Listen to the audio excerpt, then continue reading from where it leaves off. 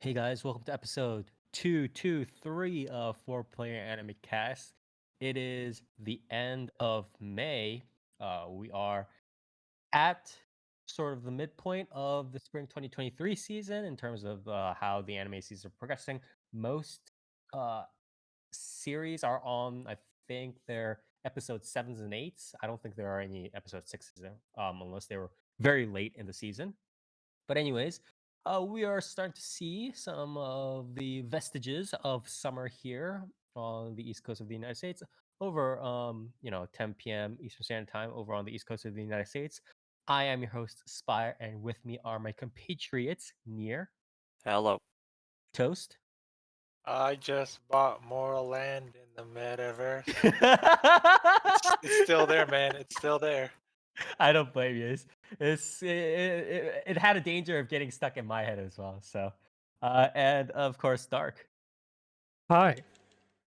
Yeah, okay. So everybody is here with us again. This is by our schedule, this will be our um last spring 2023 review for a while.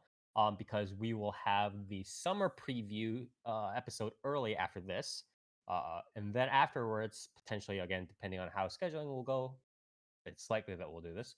We will have one last spring review set, but we are gonna again try to cover the last big hits this episode and in the later episode of the spring reviews. So again, check us out then.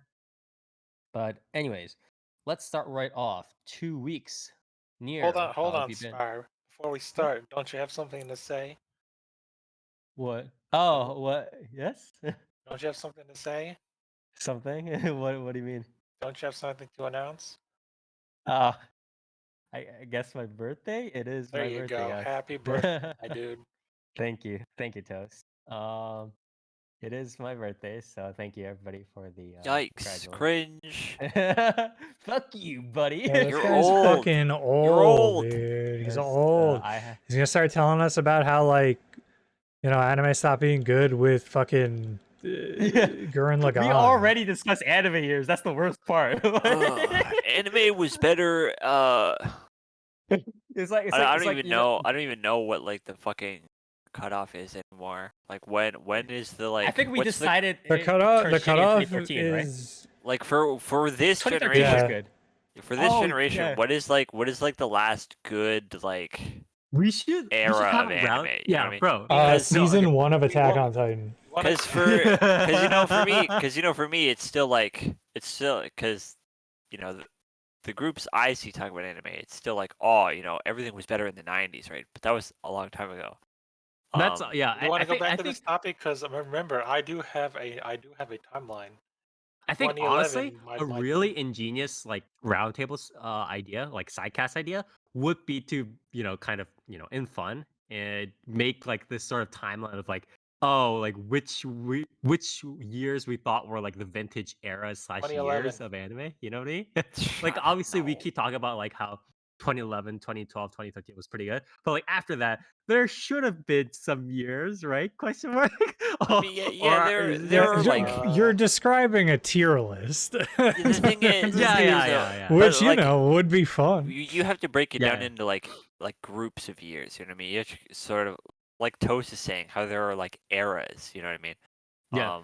Yeah, Where, like, 'cause you can't I don't really be like necessarily want to compare like the 90s to like the 2000 early 2000s to like the 2011s. I just want to be like, hey, 2014 was clearly a shittier year than like the years like just before. I kind of want to be like that. Like, was there a year within like 2016 to 2020 where we can be like, oh, these were like some good years, and then like Corona hit and When did everybody just Overlord kind of come died. out?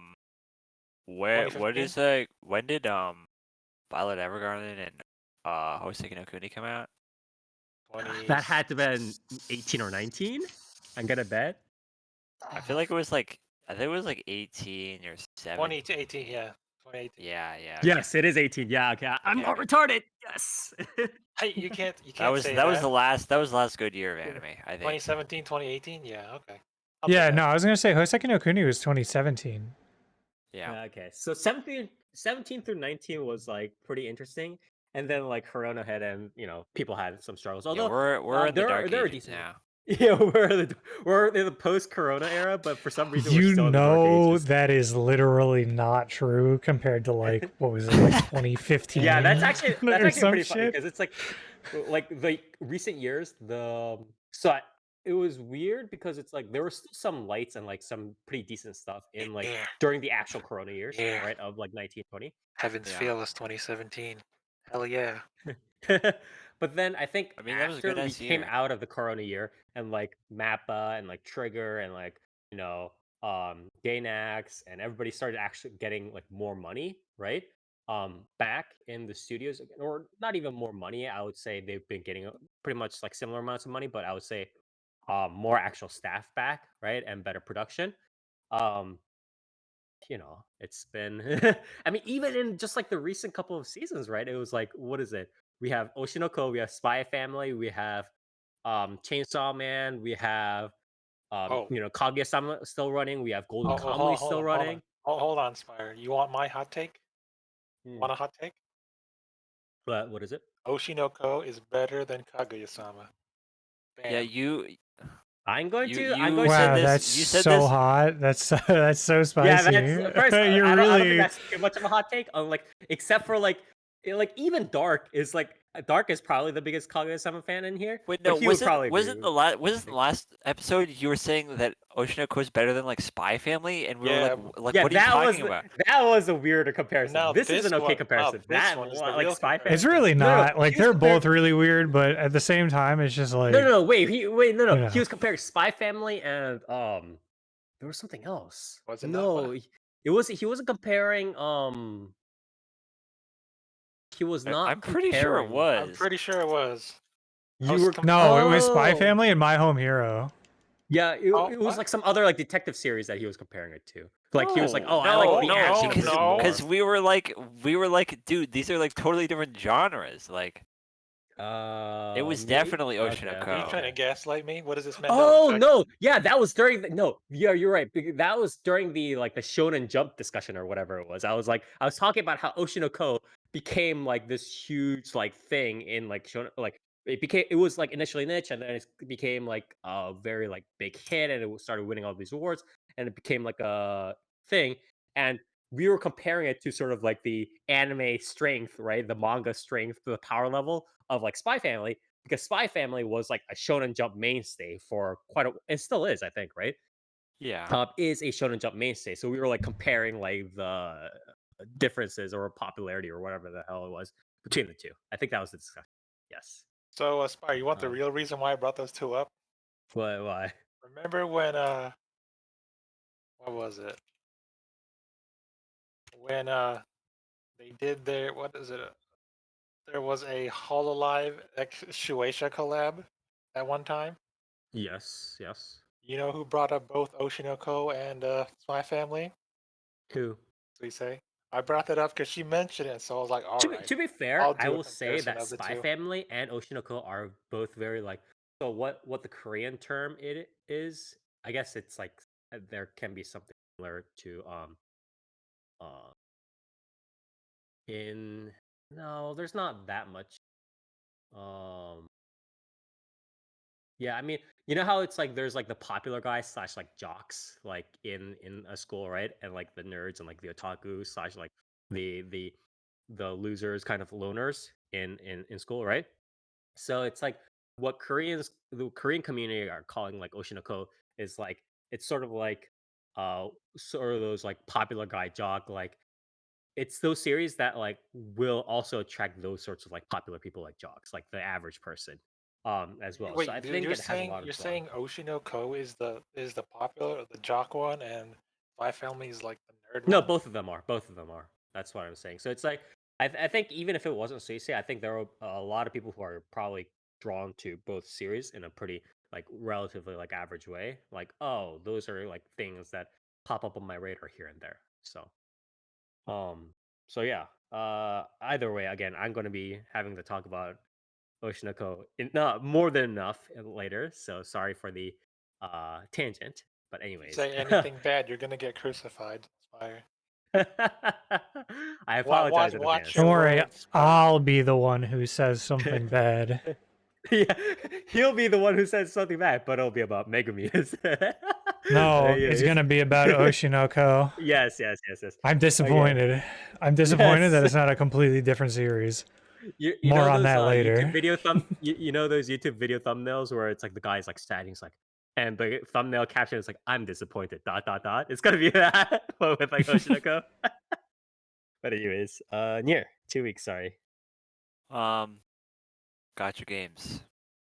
Gotcha games. Eh, Is Golden Week is already over? Or no, Golden Week is Golden Week over? Golden Week is over, right? I don't even know, man. Is it? I don't even know when Yeah, Golden Week was over like May 5th. Yeah. Okay, yeah. But yeah, I've kind of just. I mean, I'm because right now my main focus is stocking up roles in Fate Grand Order, right? You're like waiting for beach banners, like bikini banners, or what are you doing? No, so the next Lost Belt, which is like the fairy Lost Belt. Who's your favorite one here? Out of the Fairy Knights, Yeah. Gawain, definitely for sure. Oh, Gawain, not Tristan. No, Tristan's good. Probably. I mean, I'm gonna roll for Tristan because she's really strong. He's the one that gets like the most dojins. I don't know why. Yeah, I don't. But Gawain's probably my favorite. I'm gonna be rolling for both, but I'm saving for Morgan right now. Hopefully I can get her. Is it because Morgan is another saber? Yes. But also she's super strong. Acceptable. I'm sitting at like 400 Saint Quartz right now. Which is like an okay amount. It's not a lot, but hopefully it's enough. But yeah, other than that, just casually chipping away at stuff like Star Rail. I got back into Yeah, you and Dark really like Star Rail, right? Okay, yeah, Star Rail's pretty good. Okay. It's No, I know a lot of people, other people do like it as well. So yeah, Have it's you very cleared polished. the second area? No, I'm in the the fragmentum or whatever. Sort of, Mm-hmm. Okay, so you're getting there. Yeah, you're getting close. Yeah, but that's when that's the wow moment wow. to me. But yeah, it's just a very very polished game. The presentation's very nice. The story is engaging enough, right? And for me, like I think the most appealing aspect, and probably the reason I haven't just just straight up dropped it, is like the dailies in that game are like you like 2 minutes. Like you're in, you're out. Just super fast, right? So if you're like, not really feeling, you don't really feel like playing it a certain day, but you still want to get your dailies done, right? It's very fast. So, it's definitely a huge boon to that game because games like fucking Genshin or Honkai 3, like dailies can take a while, depending. yeah, So, it doesn't sound like much. Like people are often like, when they initially get into gacha games, they're like, oh, I have like one 3 set of daily quests or whatever stuff like that, and they're like, that's whatever, and like I have like a little bit of stamina. But like for people who have to do it day in day out, and they have multiple stuff, and like some of the quests might be more annoying, or like it might depend on luck or whatever it is, it can get very like significant yeah, very quickly. yeah, Here, are you okay? yeah. I heard there was a food poisoning outbreak at Anime North 2023. Well, I didn't go, so You should. lucky me. Did you eat at Ginkgo's? I don't know what Ginkgo's is. I don't know what that is either, to be honest. That's what Reddit's Alright. telling me. But yeah, I'm alright. But yeah, that's Anything? pretty much it for me. Other than that, I've just been fucking slaving away in FF14 with the ultimate. Okay. Hopefully, can clear that soon. Because I fucking hate that fight a lot. But yeah, that's pretty much my 2 weeks. It's just fucking living in video game, for a lot longer than I'd like. But yeah. All right. Good. Good. Dark. What about you? God, I'm a gotcha gamer too. I'm a gotcha gamer and it's not good. It's fucked up, actually. It's actually, yeah, it's, dude. Okay, so I'm playing Genshin Wait, on do and not off a little play the bit just gacha. because there's like not a lot going on right now in it. Like I don't really give a shit about a lot of the new content, so I'm like kind of just like I'm not really doing dailies that much because I've built up a lot of currency in it and I'm just lazy as fuck. But sometimes I do it, and then I'm just kind of chipping away at some story in that. The main one is just focusing on a lot of like making sure I get my Star Rail shit done, which I usually just have running while I'm at the gym because like it's so easy. Like I said, like you can just auto battle your way through all of the dailies super quick. And then the other major thing is like the weekly, what do you call it? The weekly like roguelite stuff, which you know is basically like you just get augments that if you roll them the right way with the right team, you can just become invincible, and then like sometimes like enemies literally will not get a turn and shit like that. And it's actually a really fun mode in the game. But then aside from those two, actually I think I did this already the other week, but I'm also chipping away at Honkai Impact 3rd. And 3 banners I wanted are coming out back to back, so it's getting really bad because I am getting them. So you know, that's happening, and this is not good. But I'm invested now. So I'm a Hoyoverse. Hoyoverse. Yeah, I am Hoyoverse's strongest soldier. Yeah. You guys are further up in that, and they're like fucking like Iron Man or Doctor Strange fans up in Marvel MCU. Yeah, it's not good, man.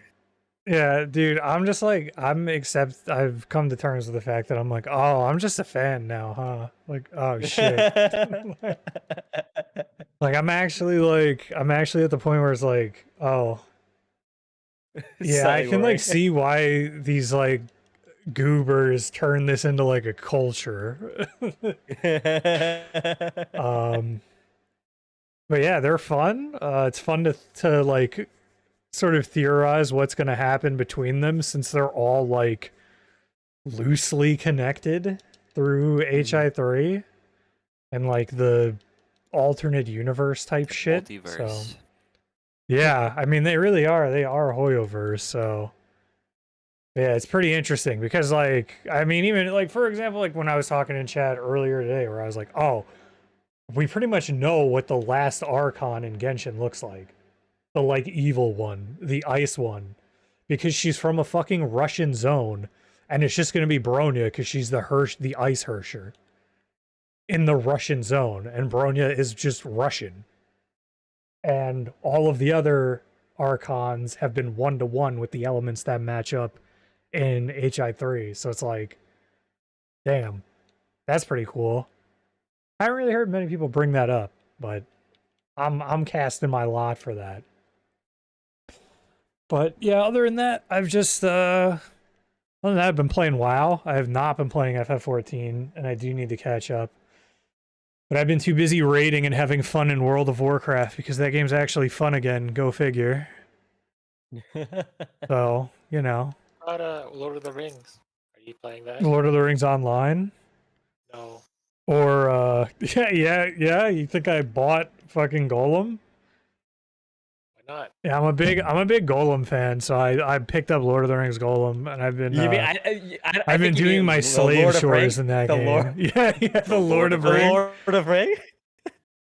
Yeah, I mean, you know, to be fair, in the movie there is only one ring. It is the one ring. So, but yeah, no, have not picked up that. Also, have not gone back to Star Wars, because I've been meaning to, but I've been playing too many gacha games and too much WoW. So, you know, not the greatest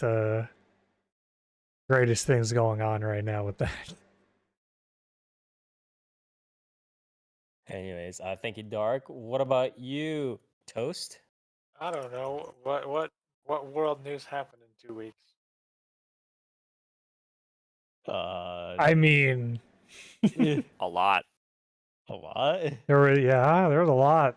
There was a lot of fun stuff. Oh, let me see.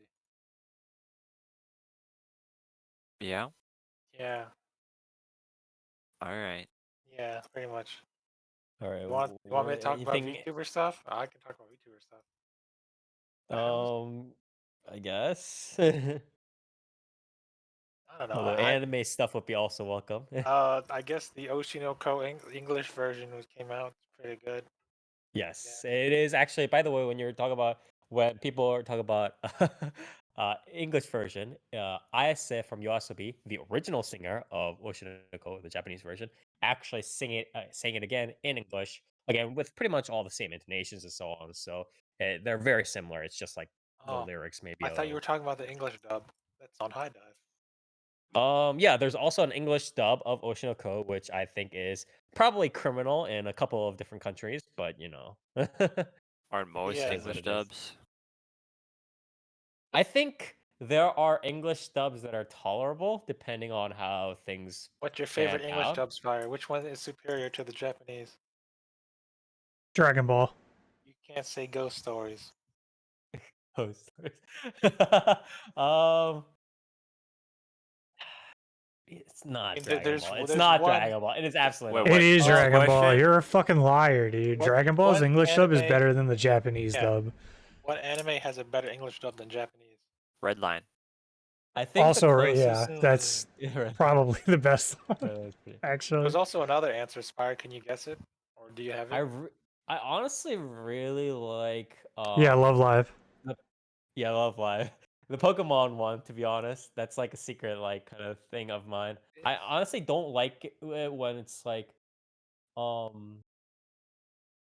do I say this? I think I like the register that Ash's voice is at in the English dub over um the voice done by the Japanese sort of, I guess, female like Ash Ketchum. I know, like, they're both extremely famous. They're both extremely good in their own right. I just like the register a little bit better. It's like a very I feel like the real jelly donut enjoyer. yeah, I feel like English Brock, and Jesse Mhm. and James are like they're like God just- tier? Yeah, they're just so iconic. Irreplaceable? Yeah, like Yeah. they're like It's a little bit a thing with like voicing these sorts of like different those male I characters. think those three Yeah. characters like elevate the dub to such a degree that it's almost comparable to like how people say that like Cowboy Bebop's dub is better than the original Japanese, right? But people really only say that because of Spike's voice, right? If you listen to every other character in Cowboy Bebop's dub, they're really not that great, right? But Spike I think, again, and we could almost have like a separate like a side cast on this where it's like I think in Japan, obviously, like their way of like depicting anime girls and doing the female voice actors and stuff like that is like defined. It's like it's been folded over 1,000 times. They have it Yeah. almost down like perfect. But it's like the way they depict some like different male voices, especially in like different contexts or like different sort of like sizes and like shapes and colors and stuff like that, I think are still a little bit lacking. I don't know. It's a Yeah, little bit again, weird. you're gonna be over here telling me I'm wrong with Dragon Ball and like Frieza's English dub and like Vegeta's English dub. Another it's just acceptable that like answer. the voices of like Goku and like Goku obviously and Gohan and like all the others, right? Goku's all iconic. and like Cell are just like it's too big. It's like it's Wrong. so You're wrong. You're so wrong. If it's so iconic, hard. Spire, I think Dragon name Ball. Cell's voice actor. What else have they done? Yeah, literally a forgettable voice Yeah. actor. So- literal I'm who? talking- A nobody? I'm talking English voice actor. That Oh, doesn't English matter. voice actor. I mean, What else Spire's is talking. being Spire's explained on? talking about the yeah. JP. Like Oh, he's I'm saying. talking. We're talking English because remember, this is about English being better. No, I'm I the said one who I said was the one on that. the side of Japanese being better. Dark was the one that said the And to English me, was Yes. whatever. Yeah. Like, yeah. But yeah. Anyways, that's yeah. oh, a little bit more also, of a Mega derivative. Man NT Warrior dub is probably better, to be honest. Jackson's Mega Man. Hell yeah. I gotta, well, like, there's certain aspects of it that are not so. It's tricky because, like, they made Gutsman, like, Southern instead of stupid, and it's really funny. He's like a cowboy, and that's pretty cool. Don't you mean he's from Osaka? No, in the Japanese dub, he's just, like, they just made him an idiot. Good. But yeah, another series that usually gets like, oh, the English stuff is better than Japanese is Cromartie. That's another one of those. That's true. Mhm. But yeah, Spy, you're telling me you like Pokemon in English better? There, there are just some voices You're that I so think. you're saying the Ash Greninja theme in English is better than the Japanese version? The Ash what theme? The Ash Greninja theme that plays whenever he transforms?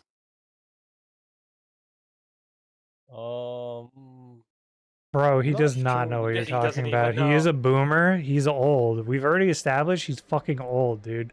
Do you think he watched Pokemon at that point? He doesn't even Yeah, know I what probably Greninja thought is, so. dude. Yeah. Oh, okay. I'm sorry, Greninja. Yeah. Okay. Spire. No, Should I I say definitely did not watch Kyogre? Pokemon at that point. Talk about this one, I Spire. You're absolutely did saying not watch this Pokemon. is better in English? As the kids say, you're capping, my dude. For real, on God.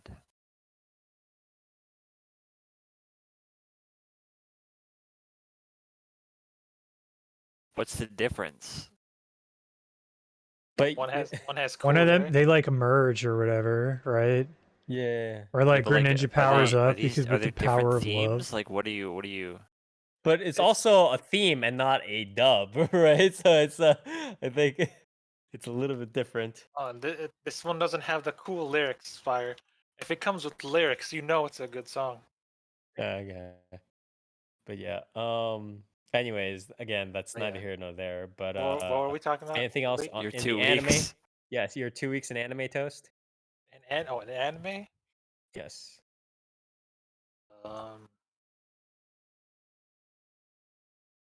Yes.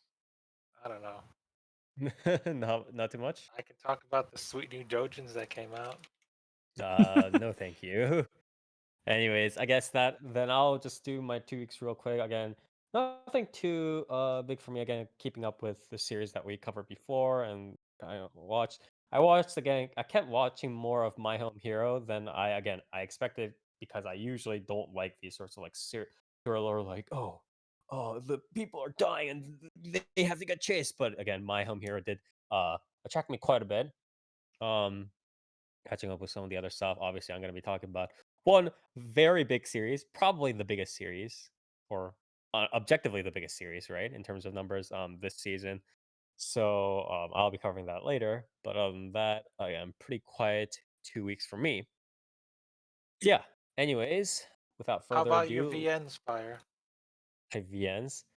I have not really been up to too much in VNs, but I did hear that one, which is a So one is one is getting a remake, I think, What, right? Yeah. Uchikano?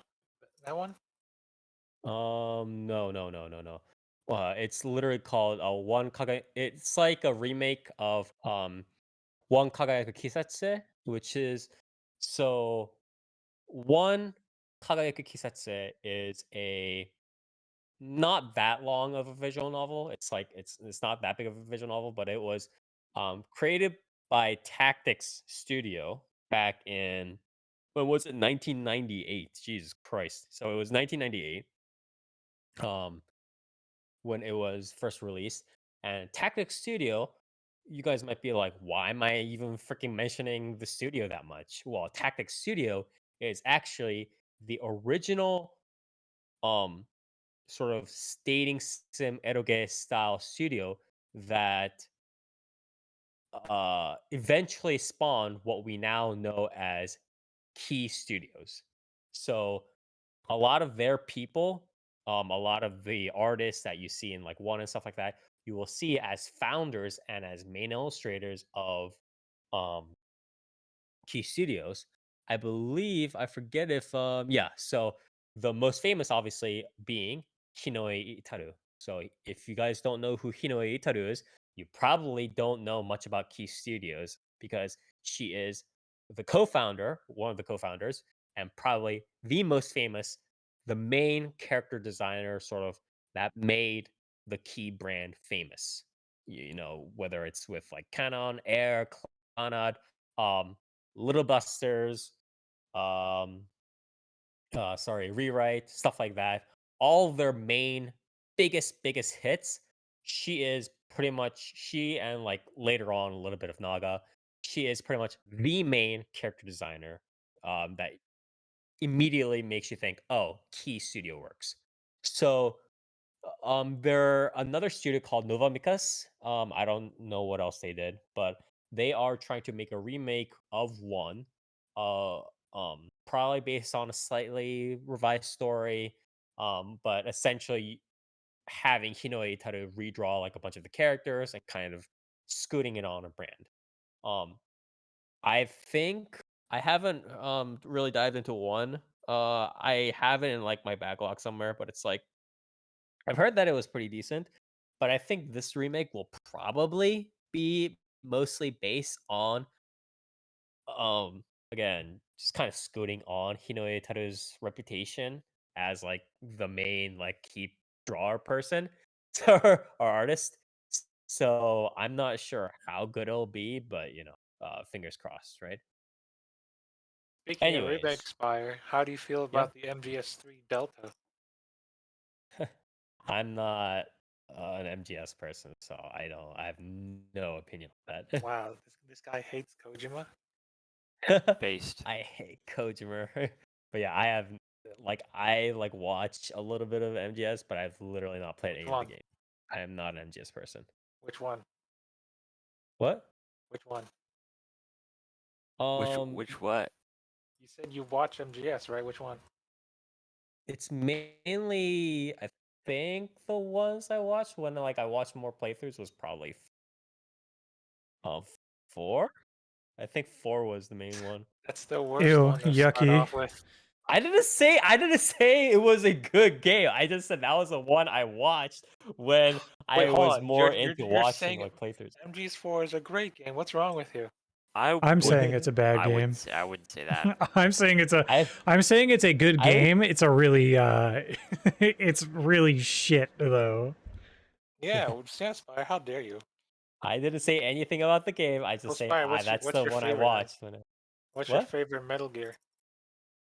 I don't have a why would I have a Ooh, favorite? mine's Hey, Rex. would I Oh yeah, see, literally yeah, like? Spire. I like the Shagohod, but it's not a Metal Gear. I have again no opinion on Don't it. worry, Spire. You can start with Metal Gear Delta. I want to start with Revengeance. I think that's the choice I'm gonna go with. You're literally gonna pull the Pomu? Did she wait, what? Is that what you're gonna do, Spire? No. I thought Pomu was like a huge MGS fan. You Or am I started thinking of from someone else? Revengeance, No and then way. went back. That's Wow. That's pretty cool. What an idiot. Okay. Hey man, she Anyways. has a pachinko machine. She's legit. Yeah. Anyways, again, not too much else in my 2 weeks, so I do want to get on real quick. So first off, I guess Dark. What do you have for us? I have a little series. I have KonoSuba and a explosion on this Nobody knows wonderful that world. series. Yeah, a Yes. little known series. You might be saying to yourself, "Wait a minute, why this is a different title? What the heck?" Yeah, this is the Megumin spinoff. Yeah. Did you By the watch way, the movie Dark? By the way? nobody know. I did like, not. I Oh. did not catch up on that. You need to watch that movie. It's pretty cool. I'm pretty sure I still need to watch one of the seasons, if I'm not mistaken. Was there By a the season way, 3? There's an upcoming season 3 that's like gonna be similar timing. Oh, as okay. right So with then never mind. I Netflix. just need to see the movie then. Yeah. So by the way, for those of you who are other like, I don't think most people know like the proper title of this series. Like 99% of people just call it Konosuba Megumin spinoff or like the Megumin series. So that's how we're gonna refer to this series. By the way. Yeah. So which studio is this? This I think we is talked Studio about this. Drive. Right, Drive was the one who actually covered the movie and everything else, and they were the main people who are helping No, JC they didn't. staff drive it up, right? No. I'm pretty sure if they did it, then I'm pretty sure they were the ones I that thought that most of the people here were like the people who were helping No, JC so they're staff write the doing movies or whatever. Oh, I mean maybe they were helping JC staff, but they weren't like Yeah, because Drive there was was like not the comment main during our studio on previews. Yeah. on They it. they weren't under like Drive Studios at the time, but like the people here were the people who were helping before with like Yeah. KonoSuba. And you know, they do a good job. It Pretty decent. Yeah, so like there's like certain parts that look really good, but then they have like, you know, Dean-esque like really fucked up stuff going on at times, which I guess, you know, is By that, like, series because of the appropriate. cast or like what? Because of the cast size? It's no, I mean it's just like certain like scenes. It's just like this is not very shiny, you know. So there are some questionable parts, but What do you mean I by mean not very nothing. shiny? I mean, there's just parts where you're like, I get that you were going for like a comedic like part here, but this kind of just like does not Bit too does cheesy. not look very good. like this is a little too exaggerated. Like these characters are starting to like again, this is starting to look like some Dean shit. So yeah, so that aspect's not too hot. But other than that, which has been like relatively minor in certain parts, but overall like it's still definitely like a better looking series than fucking like season 1. So, you know, not a high bar, but still. Yeah, so this one is Konosuba, but it goes essentially it's the prequel where it's Megumin starting out in her school in the like Crimson Demons village. And it starts out the first few episodes of kind of her just like navigating the school or navigating like through that school. And then I guess without giving like too much away, like it gives the backstory of why Megumin wants to be an explosion mage, why she becomes one, and sort of the way that explosion magic is kind of looked down upon and why. Then obviously she graduates, and then it seems like the series is more so taking a step of like essentially like her going through certain places that they go to in Konosuba, like the main. Yes. For example, recently like she visits the village that worships Aqua and Eris, the two goddesses. And there's like, you know, a mini arc there. Huh? I keep forgetting Aqua is a goddess. Yeah, she's the useless goddess, dude. How do you I keep forget? forgetting. Because Eris is more important. Hmm? Well, yeah, Eris but I is mean, better Eris than is Kizuna. only really more important because Kazuma like took took Aqua out of her position, essentially. You know, they were pretty even. But yeah, so like that's kind of where the show is at, sort of conceptually. So it's just more of a world exploration, it seems, for the most part. What do you mean by world exploration? Are you talking about literally like Majin Tabi Tabi, Kino Tabi stuff, or are you talking about like, are they trying to really kind of make it some sort of like Star Wars prequel kind of thing? Like, what are they going here? What's There's like some prequel stuff as like the shit that Megumin gets up to. Some of it is alluding to the main series. There are some parts where like she has her fortune told, and you do see like silhouetted Aqua, Kazuma, and what's her name with Megumin. And so like there is like some of that foreshadowing / like prequel setup stuff, but a lot of it is more so like that, I guess, like Kino no Tabi-esque like thing where she's kind of going from place to place after her village and just encountering Oh, so it's like locals and Monster du odd Jour jobs kind of. happening.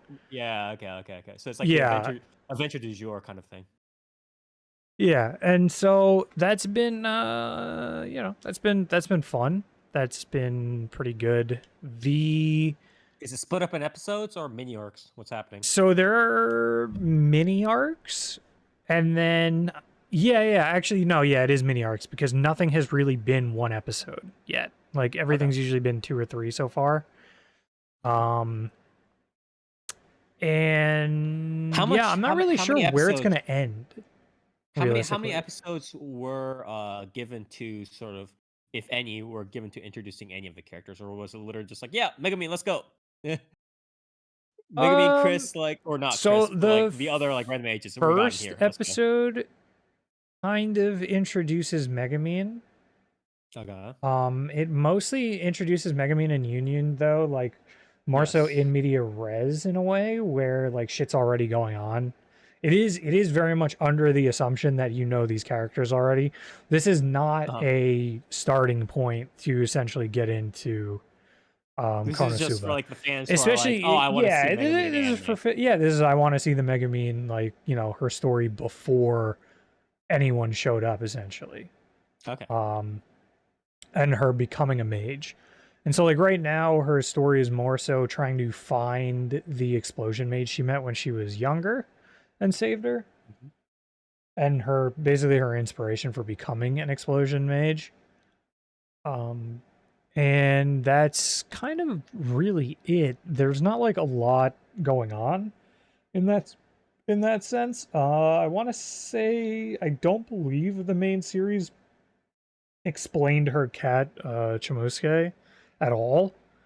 And this does. So this very much gives his backstory and lets you know exactly what that is. And yeah, I mean this is for people who are already fans. This is for people who are like, you know, I want the KonoSuba comedy, but I want to see what Union and Megumin were getting up to before her adventure really kicked off and how she got started. Right. How's the OPED, by the way? Just doing a real quick track back to the audiovisual stuff. How's OPED? The OP is fine. The OP is pretty standard. Good song, but visually it's pretty standard. Huh? What is the opening again? Is like the opening is called "Stay Free" by Machiko. Stay Free. Okay. Oh, Machiko. Okay. Good. Okay. Yeah. Nice. The big kicker, I think, is the ED. I think the ED is very, very fun. Because the ED is Jump In by Megumin and Union, credited, which is Rie Takahashi and Akito Yasagi. Mm-hmm. And that ED is very good because that ED is a like crayon / chalk-esque drawing. It's like a children's book kind of thing. Yeah, it's a very cozy, it's a very, very cozy ED. And it's very fun. So I think that was kind of the highlight there. And as far as like plot progression goes, I don't really know a lot about the light novel itself, but I don't really think it matters. If I'm going to be honest with you, you know, like scrolling through Mall earlier, I saw one of the top things was like not recommended. 3 episodes in, and we have almost no plot progression, which is concerning in an in a light novel series, since they usually adapt these faster than the manga. And it's like, bro, do you know what this is? Do you know what KonoSuba is? Like, what the fuck do you mean plot progression? When they talk about the Yeah. Demon Lord, do you think that's gonna happen anytime soon? Do Yeah, you or think that even like matters? not the sort of part of the charm in a sense of Konosuba is that there are no real villains, right? It's literally like the cast Yeah, tripping over everyone's just themselves. fucking That's the part. stupid. Like, Yeah, that's the whole everyone is charm. stupid. There's no Everyone is villain or awful. demon rule or a serious thing to really take care of. The way That's the way I describe, I think when a like way I would describe the cast of Konosuba would be like looking at like either like Seinfeld or Always Sunny shit. Like they're like not Trends. accomplishing like anything. They're awful. They just get like progressively worse as people half the time. And like there's almost no stakes in what they're doing. right. What about the soap guy? Wasn't he evil? That's true. But still, like there's no really like I don't know. It's like when villain stuff happens, like yeah, there might be like one mini serious arc every now and then, but that's like you're not watching this for like world progression, like plot shit. You're watching this for like character, like well, first of all, you're watching this for like really just lowbrow in some cases, like comedy, very like you're looking at this at like for sitcom shit and some romance stuff every now and then, and just like yeah, that's about it. Like you're not really like you should not be getting into this for like plot progression. And even like the rom-com stuff, people are like, oh, but like things are happening with Megumin. Like, yeah, maybe like every 6 like volumes like of light novel, the Well, author will throw supposedly you it like popped a off. slightly bone. Like supposedly that pops off in the movie and then beyond. Because spoiler alert, apparently like that is official. Like her and Kazuma are a couple in the ongoing Like, series at this point. like So they're it's like it goes to like a level, but it's not like how do I say this? It's not I mean, like this a isn't even like a continual kind of rom-com, like a typical like rom-com series to begin with. Like this is not in the Well, sense of I like say it has a decent number of there are like your standard trappings, like but the trappings, the harem, the there rom-com, like, there's the trappings, harem rom-com trappings, and then there's but obviously it's the not rom-com too like dependent development. upon them. Yeah, Yeah, it's I not too mean it's dependent. still focused on them going on an adventure ultimately anyway. And comedy the stuff, adventure is the comedy and the sort of again, these situations that they get into, the people they meet and the places they go more than anything. Mhm. So I think if you're going into this expecting like major plot developments, first of all, like how could there possibly be major plot developments when this is literally a fucking prequel and Megumin has not met Kazuma yet? And by the time she meets him, it's not like she is an actual master of fucking explosion magic. The way she meets him is blowing shit up and still passing out immediately. Like, so there's not going to be like a massive progression in that sense. However, there are other characters that she meets. There are other things that have happened so far. There are hints that she is going to meet the explosion mage that she had met a while ago, or at least chase her trail and eventually learn about her and things like that. So there's going to be definitely like character development for Megumin that you would not really have otherwise and would enhance the character going forward. But again, this is not like she's not going to kill the demon lord by the end of this because that has not happened in the fucking main series. So Yeah, why would that exactly. happen? Yeah.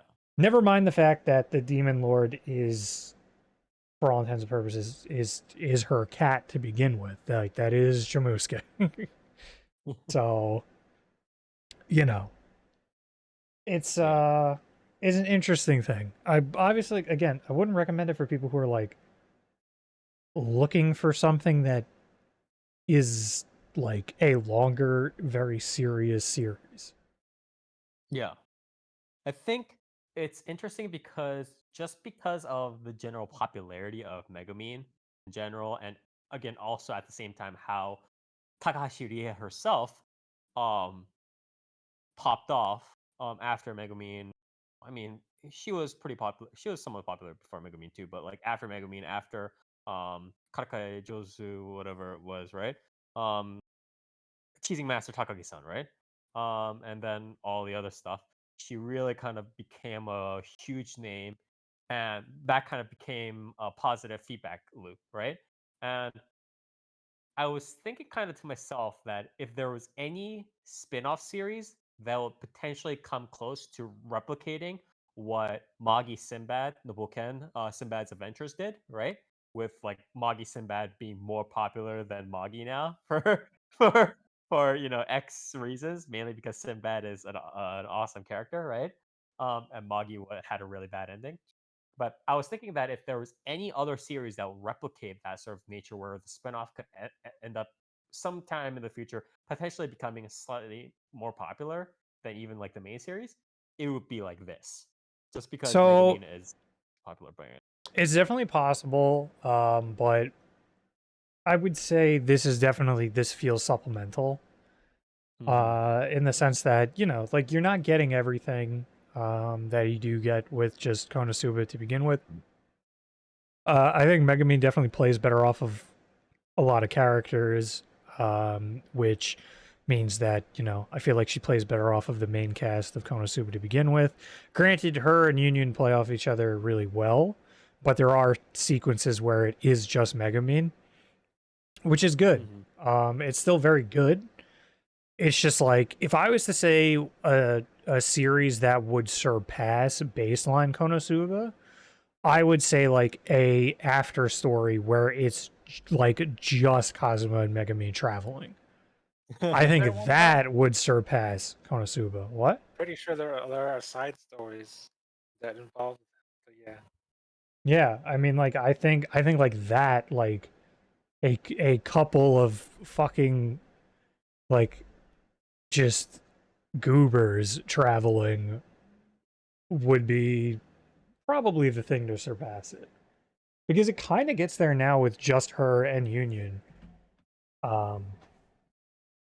and I think it does it very well. I think this is very supplemental, more than it is that sense of like Magi to Sinbad, because this also has a very hard endpoint. Like this cannot keep going because eventually it has to catch up to where yeah, because it's a prequel. the story That's comes, the, which it's not even all that far off to begin with. Like, it's not like it's decently far off, but it's not like that far off, right? Like it's I think it's only like 1 year before she meets Kazuma at this point, if that. Yeah. So like, I think that's also a slight difference between this and like something like Magi Sinbad, because Sinbad, it's not like it was running in literally like, parallel we or had an something. entire thing of like, we had an entire thing of like raising a nation, and like Sinbad obviously had Sinbad's adventures, like all these different adventures. But like, while Megumin also does have adventures which are outlined in like the spin-off, it's like the timeline itself is much stricter. It's like just before she meets Kazuma for sure. Yeah. So Yeah, it has a very hard stopping point, and which again is fine. Like I think what it is very, very good for a Konosuba fan.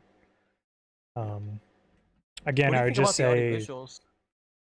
I think the I know. audiovisuals are good. I think they do get a little shaky in some parts, but it's really not Yeah. that big of a deal or anything. I It's don't weird think. because it's like, to me, it's like it's good, but like I keep like, when I sometimes see like, I don't know, like Megumin and like parts of more like background shots, or like like some parts of like the opening, right? Where like all like the different red mages are like grouped up. I keep like kind of seeing shades of sort of the original season 1 Studio Dean kind of faces in them. And That's what I I was kind of saying. like Yeah, it's like part of it does feel very Dean. So there are, like I said, there are definitely parts where it's like, yeah, this could use a little bit more shine to it, a little bit more polish. Uh-huh. But it works. I would Right. hope the main winds up getting a little bit more to it. Otherwise, we're waiting to see if like they do any major retoolings with the BDs. But yeah, I mean, it's not like downright bad or anything. So I can't How do you really feel about say that. Megumin's family?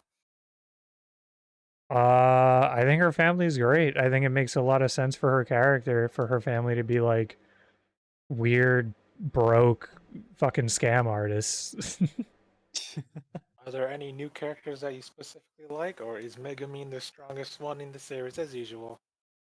Yeah, Megami is definitely the strongest. I mean, Megumin and Union are like they're the mains essentially. Union was like had like outsides like branding. I mean, like as a person who like read the light novel and stuff like that, I think Union was like a really good character, even like just looking at it from like the main series, the main light novels, like when Union and like Kazuma interacted and stuff like that. I liked Union quite a lot, but like obviously this spinoff takes her to a new Yeah, different level. I mean, she gets a lot more work just because, you know, she gets to be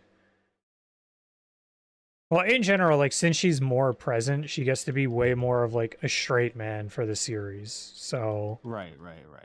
like there is that which again has been very very fun. There's what is it? There's like an ongoing bit in particular where it's like Union can't kill like any of the cute creatures or whatever that like would give them experience because, you know, keep in mind KonoSuba still runs off of an RPG as like its world. So they have skill points, they have like stat points that they have to put their skill points into and everything. But like, you know, Union can't bring herself to kill all like the cute woodland creatures that they're supposed to be killing. Right. In order to level up. Whereas Megumin is just ruthless and immediately will kill anything that will get her experience. So, you know, there's like running gags with that. Especially with like a duck. There's like some kind of duck where what is it? It's like a duck that grows like a green onion on its back. And in order to make a potion in class at one point, Megumin is like implying that she has to kill it to make the potion.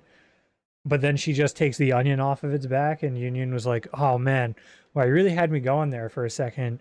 I thought you were gonna kill this cute thing." And then someone else goes, "Yeah, I really thought you were too, because like they're rare and they give a lot of experience." And then Megumin immediately breaks its neck, like on the table.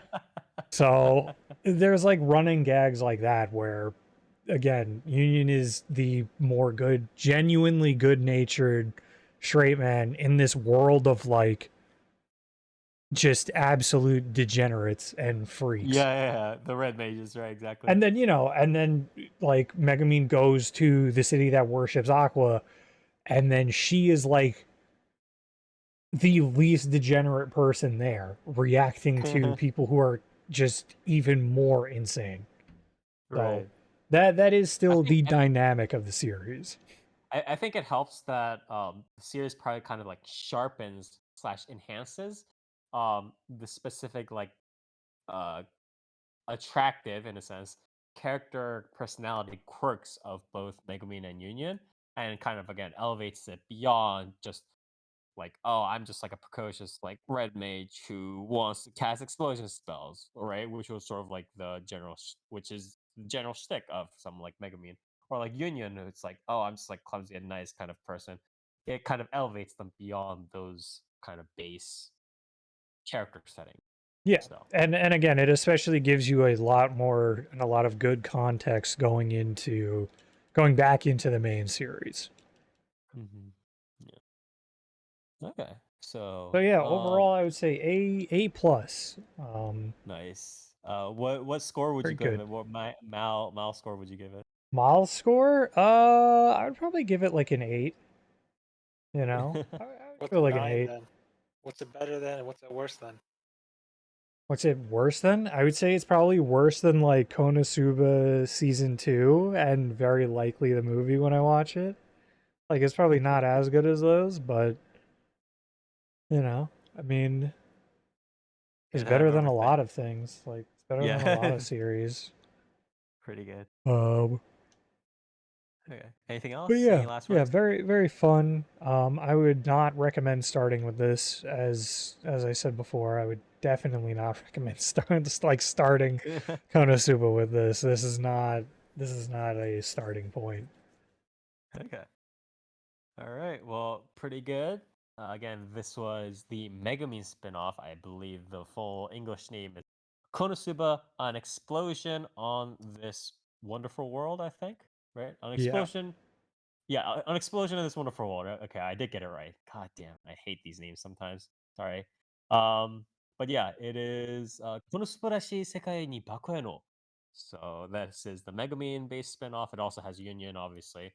But it is a spin-off of Konosuba. If you guys are more interested in this, please read this as well as the upcoming, right? Season 3 and the movie as well. So anyways, thank you, Dark. And next on the chopping block is Near. What do you Wow. have for us? So I watched Tengoku Daimakyo, also known as Heavenly Delusion. Yes, this is Um, another one of the, I guess, sort of ones that were kind of up in the air, right, during the previews. yeah, In yeah, terms of yeah. like names, yeah. This is a manga original. Production IG, main Production production. IG, big Um, studio. yeah. There's a lot of staff here. There's like 8 million producers on this. Yeah, Um, again, because production IG first, like because they are like a big studio, and like ever since they kind of became like general like IG port and kind of like split off into like a billion yeah, different places, they tend to hire more like subcontractors and yeah, stuff. for Yeah. sure. Director, Mori Hirotaka. This seems to be his, in terms of like series director, this seems to be like his directorial debut. He was assistant Right. director on some stuff like the Psychopaths movie, the first one. Oh, okay. So he's Sword Art essentially like Online, they're growing Ordinal him within their Scale, production yeah. IG like kind Um, of company, right? Yeah. it Okay. seems to be. Um, as for what was it? Script, series composition. Mm-hmm. Makoto Fukami, who's worked Mm-hmm. on pretty much all of Psychopaths. Yeah, so they're kind of pulling from the Psychopaths connections, which is like Yeah, one of the I guess the babies, more recent babies of like the production IG brand, and yeah, kind of going um, for that. yeah, He was also on the unfortunate boat that was Berserk 2016, yeah, the sinking yeah. boat that was. But I mean, But yeah, hey, can't yeah. yeah, Can't all be winners, you know? can't win them Yeah, all. And probably the not his yeah, it's script not his was fault. Yeah, certainly the least not of his. Berserk's issues. Yeah, exactly. Um, but yeah, Yeah. a lot of Psychopath staff. Mm-hmm. Um, You want to talk about the original creator here? Ishiguro Masakazu, I believe. Yeah, he's done a couple stuff. I was looking Mhm. around. It seems to be he did some He's sort most known of for well known probably for and yet the town moves, right? So yes, Materu, which is quite I don't know if I would even say like a niche, like cult classic slash niche hit. It was pretty popular, right? So definitely. yeah. Um, but yeah, a good manga as well. Hmm. Um, he's also done a good handful of one shots. Um, Yeah. art for some other stuff. Uh-huh. Um, did some Eizoken, weird like that I kind of Am a stuff. Hero Yeah. anthology thing. But yeah, other than that, it's pretty much uh yeah, the Tammuz and this for the most part, right? Hmm. Um, in terms of general, I guess plot setup, I'll probably just read the synopsis here because I don't want to spoil too much. As this is Okay. a mystery series, so 15 years ago, disaster struck human civilization, and now dangerous man-eating monsters roam the ravaged lands, posing an existential threat to the remaining survivors. Amid this turmoil, an isolated facility shelters children and nurtures them in peace. However, as few among them find out about the world beyond the narrow periphery of their nursery's walls, their curiosity about it slowly grows. Meanwhile, in the outside world, young survivors Maru and Kiriko band together to search for a special place called heaven, each for their own reasons. Carrying past burdens and tragic secrets, the two hope to find answers to the cruelty they've experienced in their lives and in the world, which still remains in tatters. So this is a post-apocalyptic Japan sort of adventure series with a very heavy mystery backing. Define. Can you define post-apocalyptic a little bit more in detail? I mean, And it just is Are a we talking? post-apocalyptic is it series. The buildings, like, there is no government. like I Am Resources are Legend, kind of just scarce. like Pretty like much, yeah. Yeah, like okay. Last of Us type Yeah, shit basically like a Okay, with Last okay. of like Us type commune world. like cities. Yeah, So and we're there shit. talking. there are a couple outposts scattered here and there. So we're But for talking the most part, post-COVID, right? Let's go. So we're still yeah, in the COVID era right now. yeah. Um, Okay. but yeah, this is very, very post-apocalyptic. And so the main, I guess, two storylines, right, is you have the hmm two main characters, Maru, which is the male lead, and then Kiriko, which is the female lead, and they're sort of traveling together. Maru is tasked with the um, objective to find a location somewhere in Japan that's dubbed as Heaven. And when he arrives there, he's supposed to find somebody that looks just like him, um, and inject them with some sort of mysterious drug that he's not sure what it does. That is sort of the end goal. And then the other parallel storyline going on here is the facility, which is sort of a what was that series called with the kids where they're locked up in the paradise something? I don't remember. But yeah, it's basically a bunch of kids are in this sort of scientific facility. They're being monitored and taken care of. And there's stuff going on. They're sort of questioning what's on the outside world. Who they are, what they are, that kind of stuff. And I'll say my initial gripe with this series is that these two storylines are very much not connected at all. It's not like that one. What is it? There was that one, the Fire Hunters, right? Yeah, Recently, it's like yeah, where they were pretty well connected. It's like this one is just like yeah. They are well. So the viewer is meant to initially see. I'm kind of skeptical that these two storylines are happening at the same time, like at the same time period. You know what I mean? Because there's nothing to, like the storyline with the facility is very much like there's nothing to really ground you as to where or when this is taking place. So I haven't read ahead in terms of like what happens in the manga or anything. So I could just be speaking out of my ass here. If anybody has read the manga and knows, but the way I'm sort of looking at it is, one of the potential reasons that um, the the facility storyline feels so isolated is that it's in the past in relation to our two main characters that are in sort of okay. the post-apocalyptic adventure that they're having, and maybe more will be revealed later. But so far, the only like hints that have really been dropped, that are potentially connecting like the scientific facility storyline with the post-apocalyptic storyline is there's one character that like his main hobby is like drawing stuff that sort of like springs into his imagination, right? And obviously being completely isolated in this facility, he draws some weird shit. Okay. And a couple of the things that he has drawn that we've seen actually show up as the man-eating monsters in the post-apocalyptic storyline, right? One of the What main the fuck? things being Okay. he draws this fish that has like human hands, right? Um, Okay. and pretty much the episode immediately after that, the big monster that our two main characters have to deal with is a fish with human hands, right? Oh, okay. Like a huge fish with human hands. Mhm.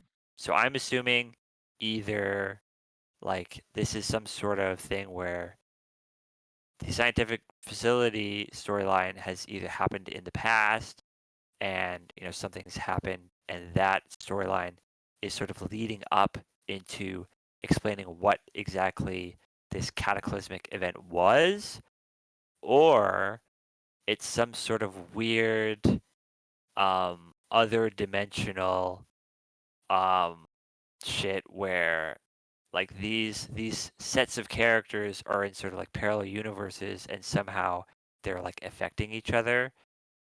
I don't know what's going on. There's some weird mystery bullshit going on.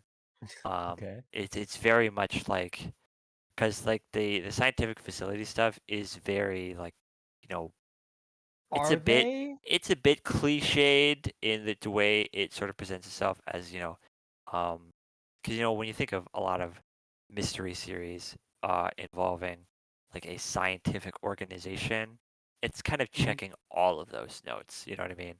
Um, So there's my question is also this is kind of like a more abstract question, but is the author expecting you with these sorts of like hints and like or foreshadowing and stuff like that, or is the author expecting you to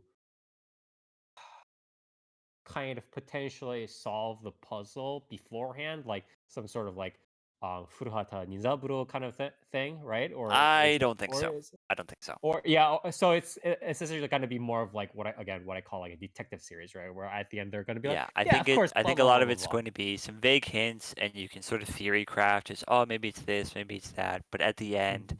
you know, I very much feel like this is probably going to pull some absolutely insane shit out of its ass and be like, yeah, actually, this was happening all Yeah. along. And, whether they pull that off well or not, remains to be seen. Yeah. Again, I haven't looked into like the big reveals of the manga because I am actually enjoying this series quite a bit. Um, so I kind of wanted to just watch along. Um, Mhm. but yeah, so that's kind of like my main gripe with the series, right? And that's really, if I'm gonna be completely honest, my only gripe, right, is that Okay. these storylines are sort of disconnected, right?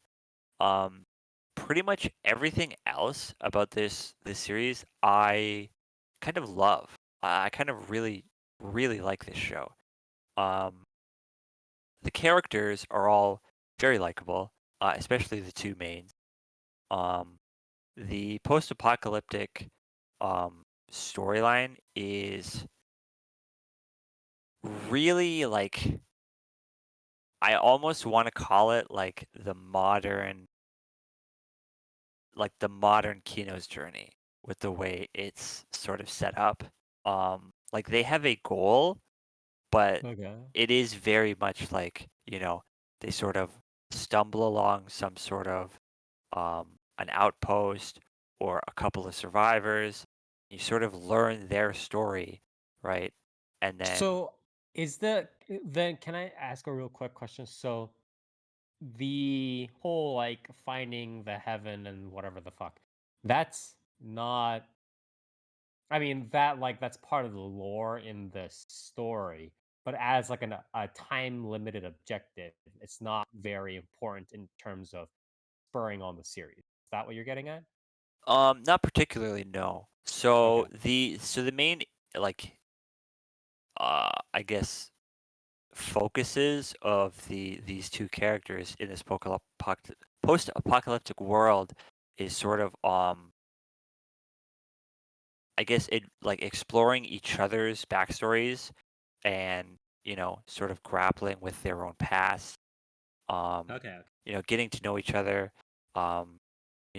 bonding, stuff like that. So the main like dynamic, and I don't really want to spoil stuff. I do think um the less you know about this series going in, the better.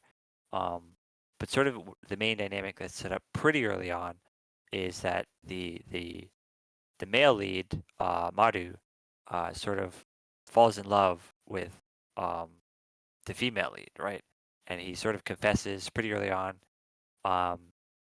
And the female lead is kind of like, well, I have my own circumstances regarding my past where it's like I can't do that, like that can't happen. And then they sort of have to I guess grapple with that dynamic where the guy sort of has to deal with his feelings in regards to this revelation as to whether he still feels these feelings, or whether he can get over them or not, stuff like that. And then he has to grapple with his past and this weird mysterious power he has to be able to kill these weird monsters with like, because he can kill these monsters by like touching them, but it's not really explored why. There's a lot of mystery stuff happening here, but it's explored in a very sort of like um, just exploring like a backstory kind of thing, and it's done very slowly, like very methodically, as they adventure through this post-apocalyptic Japan. They meet these other survivors. They talk to them about their pasts and their stories and their journeys as well, and it's all really really good. And then Is this 12 episodes, by the way? Or is this uh 24? this is 13 episodes, but yeah, it's a 12 episode. Um, but yeah, Um, do you think it's going to? So, give me a prediction for how you think what the general structure of the ending is series, because you said it was a little bit more like a Kingdom Tabi kind of general journey kind of thing. So, are they going to run off into the sunset, or like what's? I'm honestly not too sure because I don't know. I don't know if this might maybe set up for a second core or not. Because I think we're eight. I've watched 8 episodes, right? Um, and there have been some pretty big revelations, right? But they don't really seem like that much closer to finding like this heaven. They seem to be getting closer and closer to um finding one of the like ulterior objectives that Kiriko has, which is the long-haired girl, um, which is sort of like a side objective that they're pursuing. Um, but in terms of like the heaven like end goal, they don't really seem to be getting all that much closer, to be honest. Right. So I'm not too sure if this will And they're maybe. not really focusing on the episodes, aren't Uh-huh. right? The episodes aren't as focused on like the whole we need to find heaven kind of stuff, right? No, not really. I mean, like obviously, they're that is their focus, right? Like obviously everything they do in terms of exploring and going up along their journey is to further that goal, but it's not like a there's no like time limit that they have or anything, you know what I mean? Or like they need to get there by a certain time or anything. Um, but yeah, it is very much. I'm not too sure what like the ending of this season is going to be. Um, I have a feeling, at the very least, um, the sort of like scientific facility storyline is definitely going to come to some sort of head, some sort of climax. Um, stuff is sort of ramping up there, but in terms of the post-apocalyptic like adventuring aspect, it is still sort of a semi-episodic adventure series. So it's an interesting dynamic, and you know the balanced for it is a bit lopsided. It's like 70% of the episode is sort of dedicated to, the post-apocalyptic storyline, and then the rest is kind of like, oh yeah, things are happening in this scientific facility. Okay. Although personally, I don't mind that balance because the scientific facility stuff is a little bit less interesting, to be honest. Some of the characters are interesting. Some of the like mystery going on is a little bit intriguing, but for the most part, I feel like it's not contributing a lot to the series. You know what I mean? Like it's kind of just there, and you're like, oh yeah, this is neat, but you know, I don't want to say that like, oh, this series would be so much better if it was a different series or anything. But I think if this was just a post-apocalyptic like adventure series, this would honestly, like, I would really not have that many issues calling this like a masterpiece. Like just straight up. The character interactions and the character writing is phenomenal. So it's I more haven't just even like gotten the to the audio visuals, by the way. yeah, which IG is like 99% quite solid. Yeah, I mean this is a production IG production, right? But I haven't seen production IG be this on top of their game in a very long time. This show is like absolutely gorgeous, right? From everything, from the Oh. character animation to the backgrounds to the digital effects used. Like this show is like cinematic is like the one word I would Wow. use to describe this show. It is like almost perfect, like absolutely perfect to what you would expect for a post-apocalyptic like vibe in an anime. Everything from the color palette to the thickness of the lines. It is absolutely gorgeous. Definitely one of the best looking production IG shows to come out in a very long time. And yeah, like it, if this series sort of cut like the mystery dynamic and it The really beginning premise focused, out, essentially. yeah, like I could, I don't really want to say that because like the show as it is good, right? Um, but there's always like as I'm watching this, there's always been this sort of little thought in the back of my head where it's like, if this wasn't a mystery series, this would be a masterpiece, like just straight up. I think the author is like obviously has like good ideas. It wouldn't be this good of a show, right? But it's like um it's kind of similar to and yet this town moves, right? It's very like there's a part of it that's kind of similar almost to something like Welcome to the NHK or like Fully Cooley, where it's like it's just like the authors are saying it's got to be weird. Like some part of it just has to be weird, like Yeah. for no reason. And it's like it's fine being weird, but it would also be nice if you had a little bit of a reason for it. You know, where it's like Yeah, and some parts are kind of I'm just sure there. those reasons will come to fruition Yeah, like yeah, yeah. A in the lot of those latter reasons will parts also. of this series. It's just right now it's hard to really see the value. You know what I mean? Um, it's not to say that it's bad. Like it's not to say that oh, like all these mystery aspects of this show suck. Like they are interesting, Yeah. and they do keep you engaged. Um, but it's just this, you know, this little A little feeling bit in the out of back of my head place. that's Yeah. like, if this just had a slightly different trajectory, you know what I mean? But yeah, overall, I think this is phenomenal. I think this is a really good show. I really hope it doesn't shit itself in like the last quarter here. But I don't really see it doing that. All the setup so far has been pretty smart. All the little tidbits here and there have panned out, pretty well. They're not like overbearing with foreshadowing like a lot of mystery series are. You know, it's good. Um, would you say that it's like, obviously you've had a lot of praise. It is like on par with a major series, something like Spy Family, whatever. Overall quality. Yeah, I would say so. Yeah.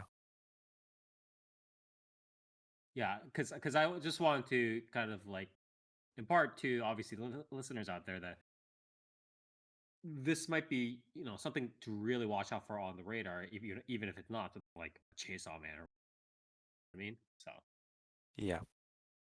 okay. But yeah, overall, I highly recommend. Mhm.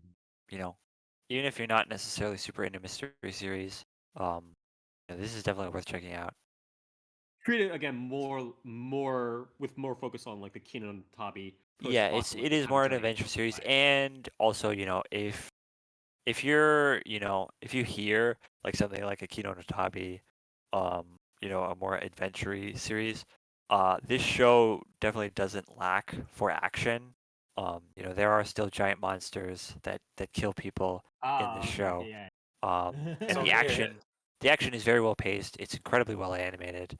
Yeah, I mean it's production IT. The monster designs in this are really strange, and they're really cool. Yeah, like this series, like I I really can't think of a way to not recommend this show. Um, it's just overall good in my opinion. Um, Okay. so near, is it better than Terraform Mars? yes, How strong are these bugs we're talking? they're not bugs. They're kind of just general monsters. Some of them are a little bit bug-like, but they're pretty strong. I saw some cool scene with the bugs swarming that one character. That was Yeah. cool. Yeah. So the first one they fight is this giant like bird, but he's got like these like supersonic like whip antennas that are able to like cut people in half, um, and he like cuts people up into like little pieces and then like dissolves the pieces to like eat people. They're very strange designs, but they're So really you're cool. so you're saying there's vor in this series, huh? Yeah. Nice. If you're into that, I guess. Anyway, I guess any last words? I guess that was it. I mean, last words. The OP for this is sung by Bish, who's a very cool group.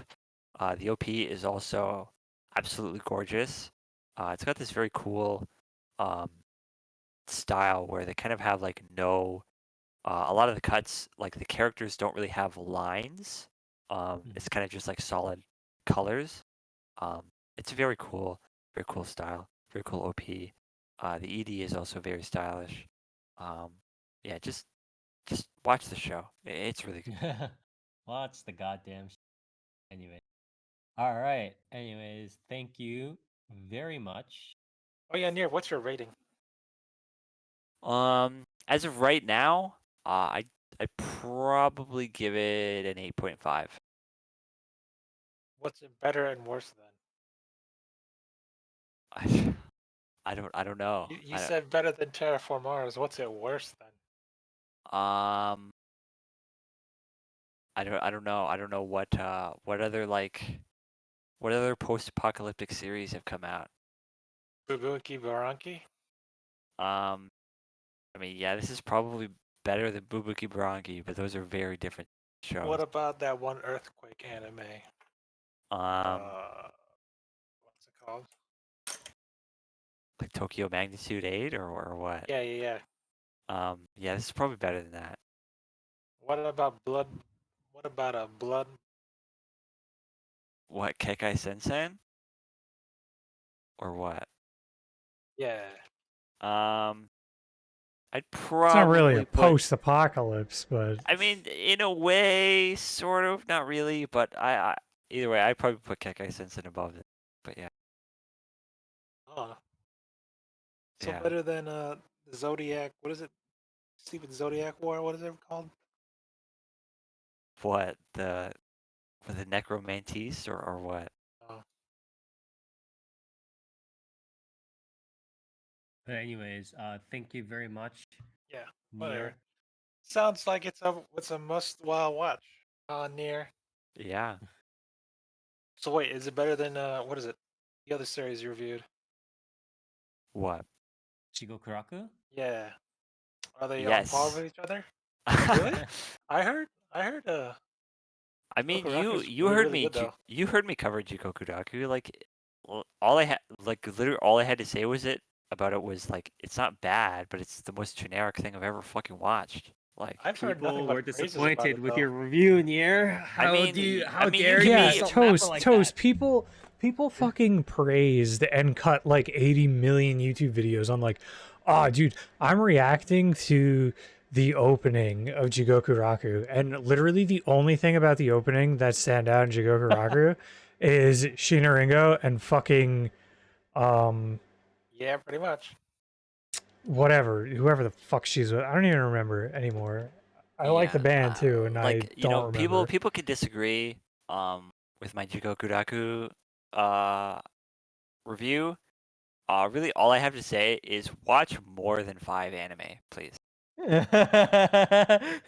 Listen, man, as the biggest fan of My Hero Academia, I think that Jigoku Raku is Yeah. even cooler.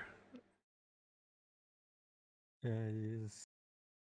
Anyways, thank you, Nier, for helping to cover Heavenly Delusion, also known as Tengoku Daimakyo. So that is the manga adaptation, or sorry, the anime adaptation of the manga original, done by Production IG plus 50 other contractors. But apparently, Production IG pulled some pretty good people in this time around to do it. The original creator being, of course, Ishiguro Masakazu, who also did, who is also most famous for his previous work, And Yet the Town Moves, also known as Sore de Materu, which was also quite the popular hit back in its days. Yeah. So please do check it out. Again, this more like, obviously it starts out as a mystery and it kind of has that premise, but as Nier said, it's more of a Kinontabi adventure kind of monster du jour kind of thing, also coming in and kind of, you know, giving it kind of a more thrilling vibe. So please do check it out if you like that sort of thing, if you like the action, if you do like kind of the general journey kind of aspect of it as well. So, Near, what's its that mall rating? all right. Mall rating, I think What's it's its sitting mall rating? at, let me see, 8.17. So, people like it. Yeah. So after that, we're going to move on to Dark. What do you have for us? Nope, not quite. Already did mine, bud. Sorry, why did I say Dark? I meant Toast. Excuse me.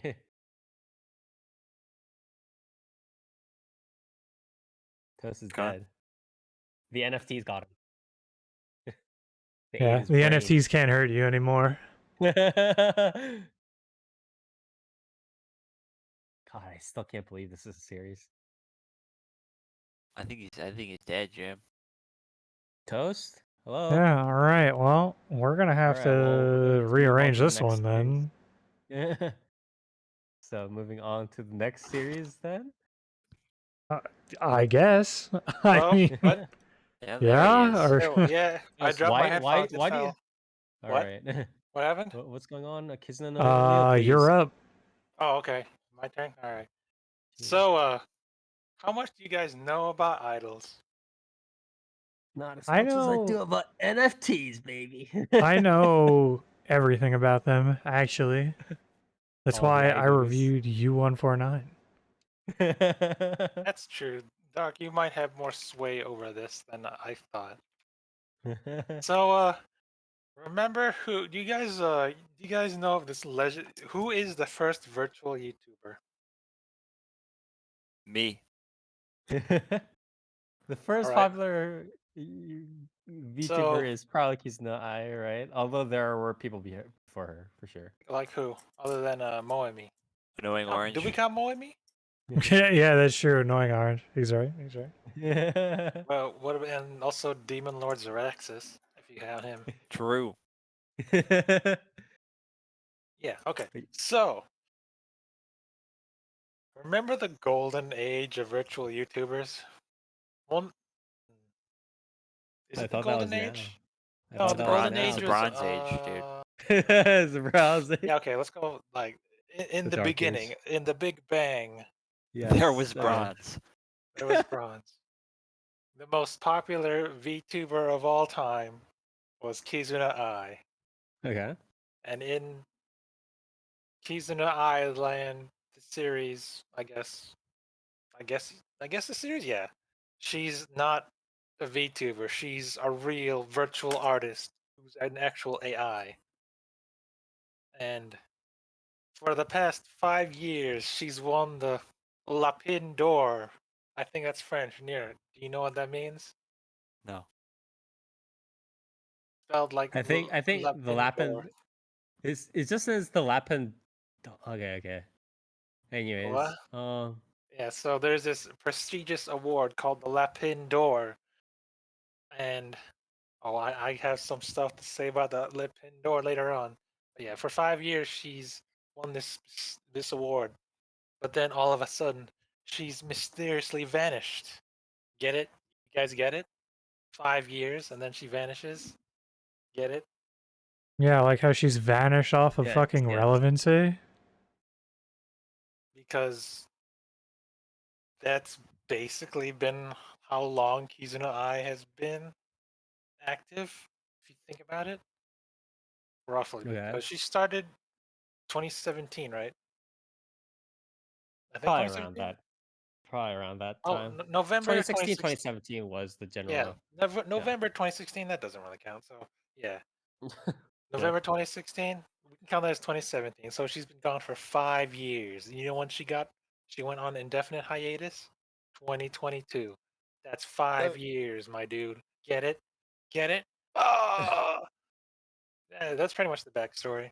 She's an famous, I'm sorry, Alright, so what are virtual the artist. characters actually doing in each episode or like in the episodes in And general so during from the those top five level? years after she disappeared, she's influenced millions of young people, I guess. So that's where the main character, Miracle, comes in. That's her name, Miracle. Get it? Okay. I don't know if Miracle is supposed to be some sort of, uh, like some sort of hint toward I don't know. I don't think so. But yeah. So now they're attending.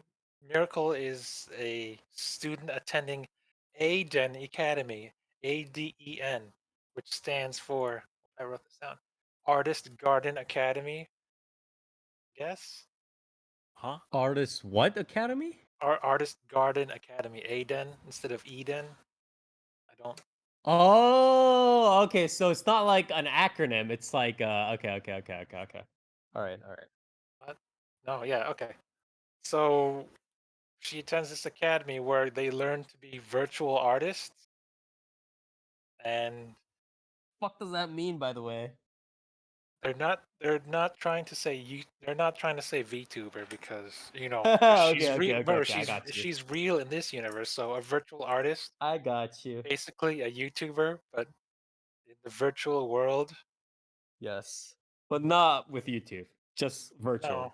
No, Yes. virtual Aiden, I guess they call it. So, is she like an idol in this, or Yeah, it's just I an idol show. guess, It's just yeah, an pretty idol much, yeah. show. But yeah, It's like Love so Live, like School Academy kind of idol Right. setting thing. but so instead of top idol, she's just Miku? remember when I mentioned the school. metaverse? Yes. This series takes place in the metaverse. They attend. There's a physical academy, but to attend classes, you have to log in to the metaverse and attend virtual classes. Nice. It's weird. That sounds like hell. You know what the worst part about that is? Is because there's the physical part, right? They have dorms and stuff. They wake up, then they have to walk to the school, and to log in, apparently they just stand in an auditorium and then log in from there.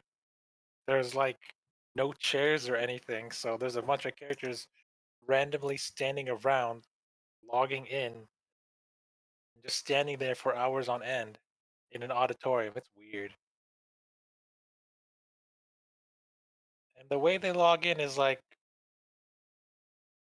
they leave their physical bodies through a wormhole. So like the ghost comes out and then they log into the metaverse. And when they want So it's to like log full back in, dive. yeah, but it's It full sounds really dive. But dangerous while standing up.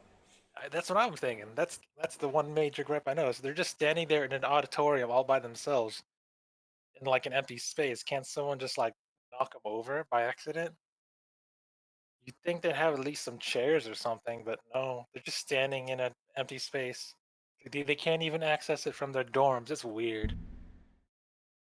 But yeah, And I mean, so it's just like from what I'm reading, it's just like they combine the basic structure of like a school idol, like anime kind of thing, like Awake Girls or like a school Love Live. But then inside of there, just like, yeah, VTubers, Uh, Miku, virtual stuff, no AI. VTubers, Fire. No VTubers. Sorry, Well, virtual artists. yeah, Excuse me, virtual virtual artists. artists, and they're like Miku and like NFTs, AI. That's pretty much it, right? Like those two things are being integrated We together. can talk That's all about it the is. NFTs later. The main thing is about the La Pin Door. The main reason why, It's Golden Rabbit, by the way. yeah, Yeah. senior, you get it. You understand Le French. I don't. I looked it up.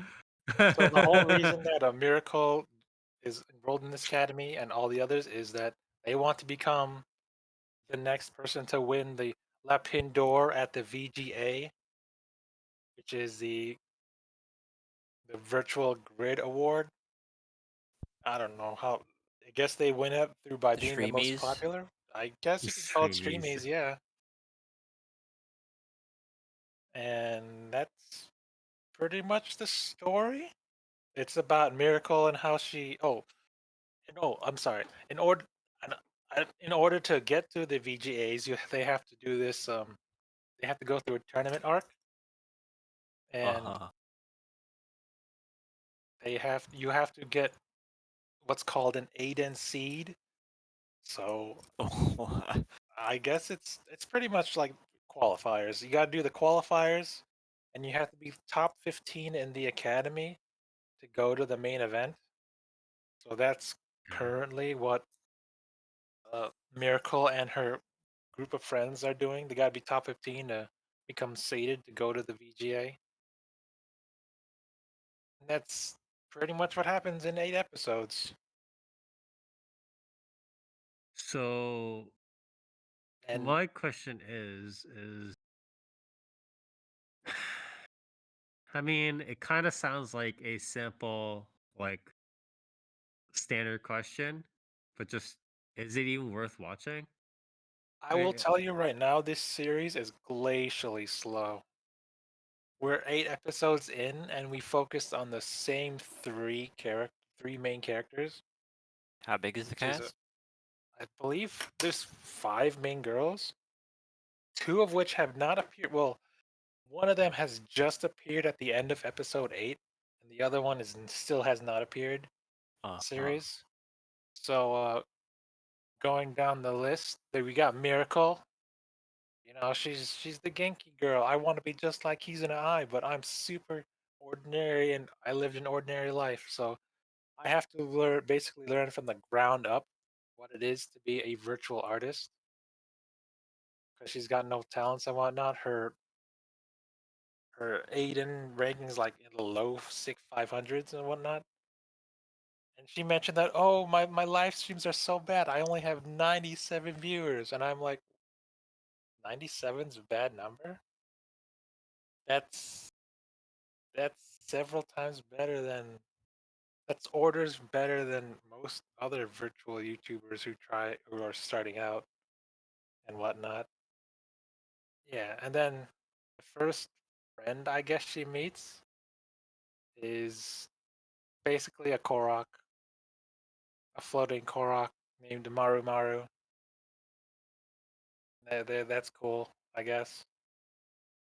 Because in this virtual academy, you can use whatever avatar you want in the metaverse, but like they believe they gave us a statistic that 50% of them just scan their real life bodies and do whatever they and just doll it up a little. So Miracle is one of the few who does that.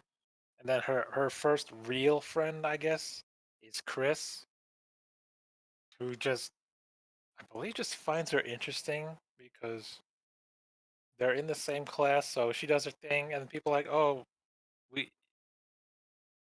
this is Miracle's you got a live stream for today, so everyone review Miracle's live stream. So Chris found her interesting. Chris is the silver-haired girl, and she's like, all right, I'll tag along with you. Then there's another member, Noelle.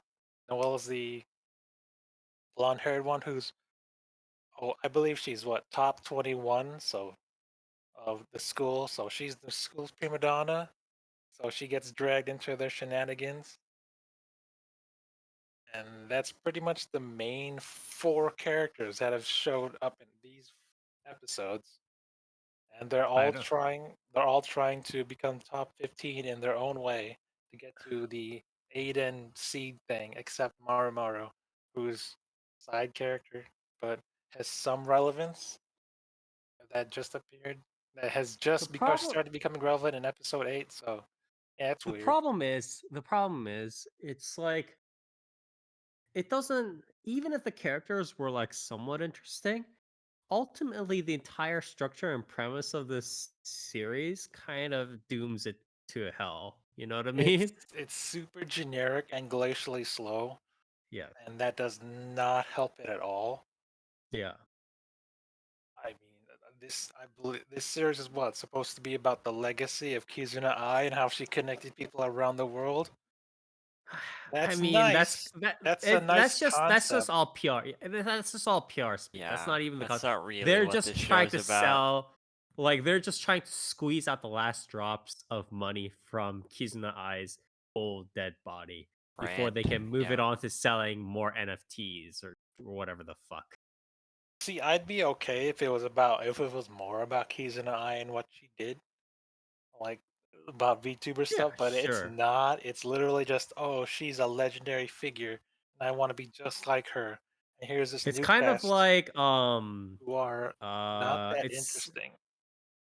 it's kind of similar to, although I think that series was a little bit better, but it's kind of similar to something like a Miss Monochrome, right? But even Miss Monochrome was like better, probably better than this Yeah. series. But it's a little bit, well, not a little bit.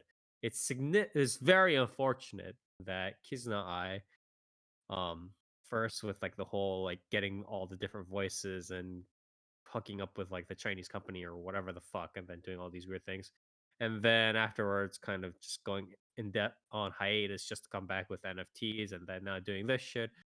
It's just been a very unfortunate downfall. Is there? Like I don't know. Like, what the fuck do I even? What questions do I even ask about this series? Kizuna Ai aside, Yes. like how people have this 3 episode rule of anime, where after 3 episodes Sure. Sure. Sure. you gotta do stuff. Well, these 3 episodes are horrendously bad for that. Episode 1 and 2 is Miracle meets Chris, and then I ain't they gonna do lie. stuff. I think this series, it doesn't matter how many episodes you give it. It So really doesn't. so Kizuna is just straight up not in this, right? She's in there. She has voice lines and whatnot. She's supposed to be part of the lore, but she's supposed to be like the sort of She's the Hero vanished in King this founder. series. Yeah, Yeah, she's sort of like the Hero King founder kind of thing that's referenced to, but Uh-huh. she is nowhere near like any of the main cast or anything. yeah. So going back to the 3 episode rule, the first 3 episodes are really bad. Episode 1 and 2, they don't do anything. Like, oh, we're gonna meet this. Oh, you know, Miracle does a live stream and does a song. Oh, that's cool. Chris sees it and is like, oh, that's a cool song. Let me try it. I've never sung the song before. Oh no, Right. she did a live stream. She's way better than me. And then episode 3 is when they start talking about the actual plot where you got to go to the VGAs. And the thing about episode 3 is that's the one when they mention NFTs, baby. So that will turn a lot of people off. Because unfortunately, the story actually starts at episode 4. So, the Yeah. episode rule does not apply to this series. Most people will run away. Oh wait, this is done by Signal MD and West Studios. So Yeah. you guys Oh my realize that God, like there. you guys realize that yeah, it's like say pretty much like oh, and it's done by Wit Studio too. Fuck. Yep. Okay, Wit. so God, so people are like working on this, and just down the street, like the main like production IG guys are working on fucking Heavily Delusion. It's Back just on Titan, laughing all the way to the baby. bank. But yeah. um, I guess So, there's like not much else to say. But what about the audio visuals? they're fine. I mean, it's Witsuit. I don't have any problem with that. Okay. But let's talk about NFTs, guys. Let's talk about NFTs. Do you guys know what NFT stands for? Non-fungible token. You know why? Do you know what fungible means, Meyer? Yes. What does fungible mean? Able to be turned into like currency for trading and stuff. So what does non-fungible mean? Means you can't do that because it holds like a static like value. So you're saying it's a cryptographic asset that's one of a kind on the blockchain, right? Yes, sir. And you can't fake it and whatnot. Yes, sir. So what do you think what do you think the importance of the Lepon door is? Oh God, no! Oh no! Wait, this is it's like the main like the Golden Rabbit Award or whatever. Is that an NFT? It's an NFT. Oh It's a my God! prestigious No! NFT. Well, now I gotta buy it. Now I gotta watch the series. Oh, I yeah. have full crypto, bro. What's happening, bro? Oh my God, I can't believe. Oh Dude, that man, is really bad. Like, I would have rather, you know how Mirai Akari retired and then came back and then did another project and then retired and did all this like stuff like back and forth all the time. And kind of similar with Luna, right? Where it's like she kind of went back to her more popular alt as not Kaguya alt. Luna. You have to. Yeah, That's Kaguya why. Luna as Pimaru-sama, right? Yeah. Like the Pimaru-sama is one thing. That's like a completely different level of like that was a happy ending. But like with I would rather have somebody end up like Mirai Akari where they're just like, I'll just die off or kind of come back or like, whatever, and like kind of run off and try other things than whatever is happening with Kizuna right now. I hate it. I hate all of the things that is happening with Kizuna ever since she like split up into like 5 different voices and then hooked up with like a Chinese company and then went off the grid and then came back and did NFTs and then like what is this shit, man? What's wrong with like oh god, just oh man. Oh To be fair, Spire, I'll say this: the Japanese side sees NFTs differently than us. yeah, Pro- yeah. Westerners. It is much more yeah, tolerated. yeah, and, like, popular they're over there. idiots, is what we could say. They're fucking stupid. The whole thing about that, this can't be used as like can't fake this digital asset thing is, I guess, why it's the Lepin door is an it's being NFT. it's being No, pushed. the- Well, the it's being reason virally pushed the by a lot reason of why like, like a lot of the problem with a lot of emerging technology in Japan is that they definitely see the fact that they fucking fell behind like super hard, right? They were basically on top for how many decades with tech? Like, oh, Japan's got all the new shit. They're outputting all of this stuff. And then now you look at it and it's like their websites may as well be from fucking like 2002, right? So their tech is dog shit. So now they're like, it's like, that's why you see a bunch of government shit that's like, oh man, we're really going to invest in fucking NFTs and AI and all this bullshit. But they have no solid. The problem is they have no solid fucking plan for it or foundation. They just see, oh, new thing, good. Let's give money to new thing, and then we make money, right? Cool Japan And project. you're wrong, and it's wrong.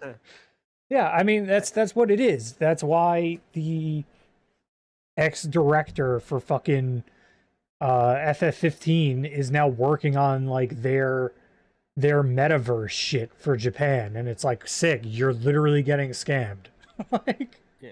I mean, for It's a him, little it's bit like, yeah, unfortunate. man, get your bag from the fucking Japanese government. But for the Japanese government, it's like you're fucking idiots. Like, what are you doing?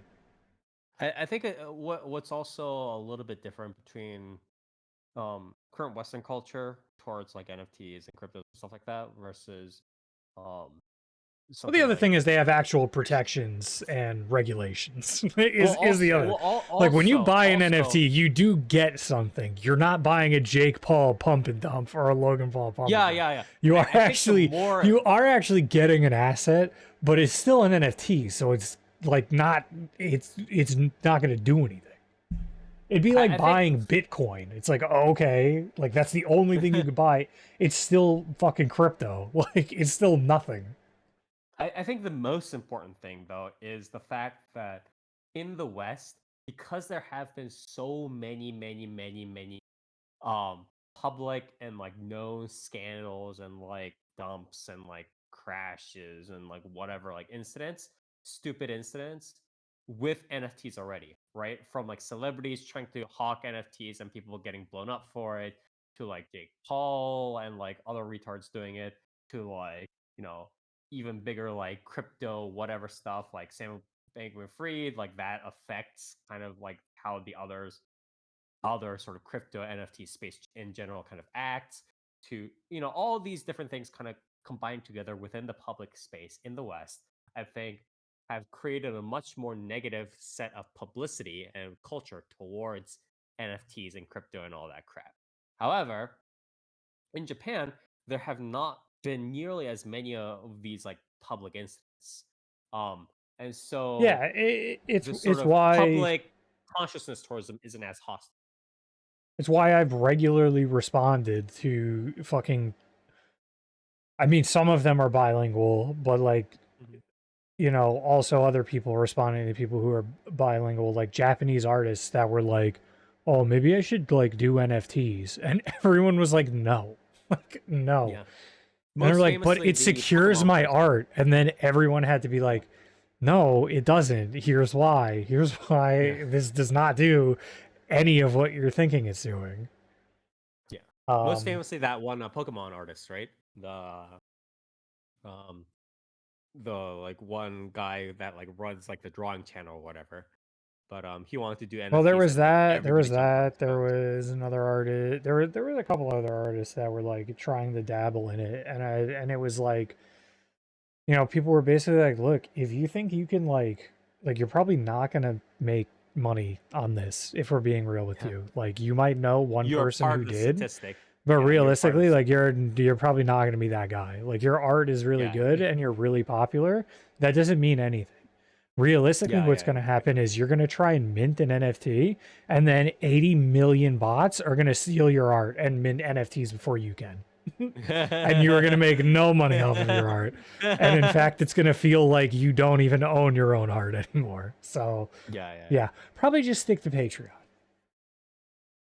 But yeah, I guess they see like, oh, it's art protection, so that's why it's it proves that it's a one of a kind thing. You can't steal it in the digital age. Yeah.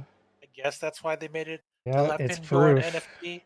I guess. And then you click that's on the like, link, and the link depreciated a year ago.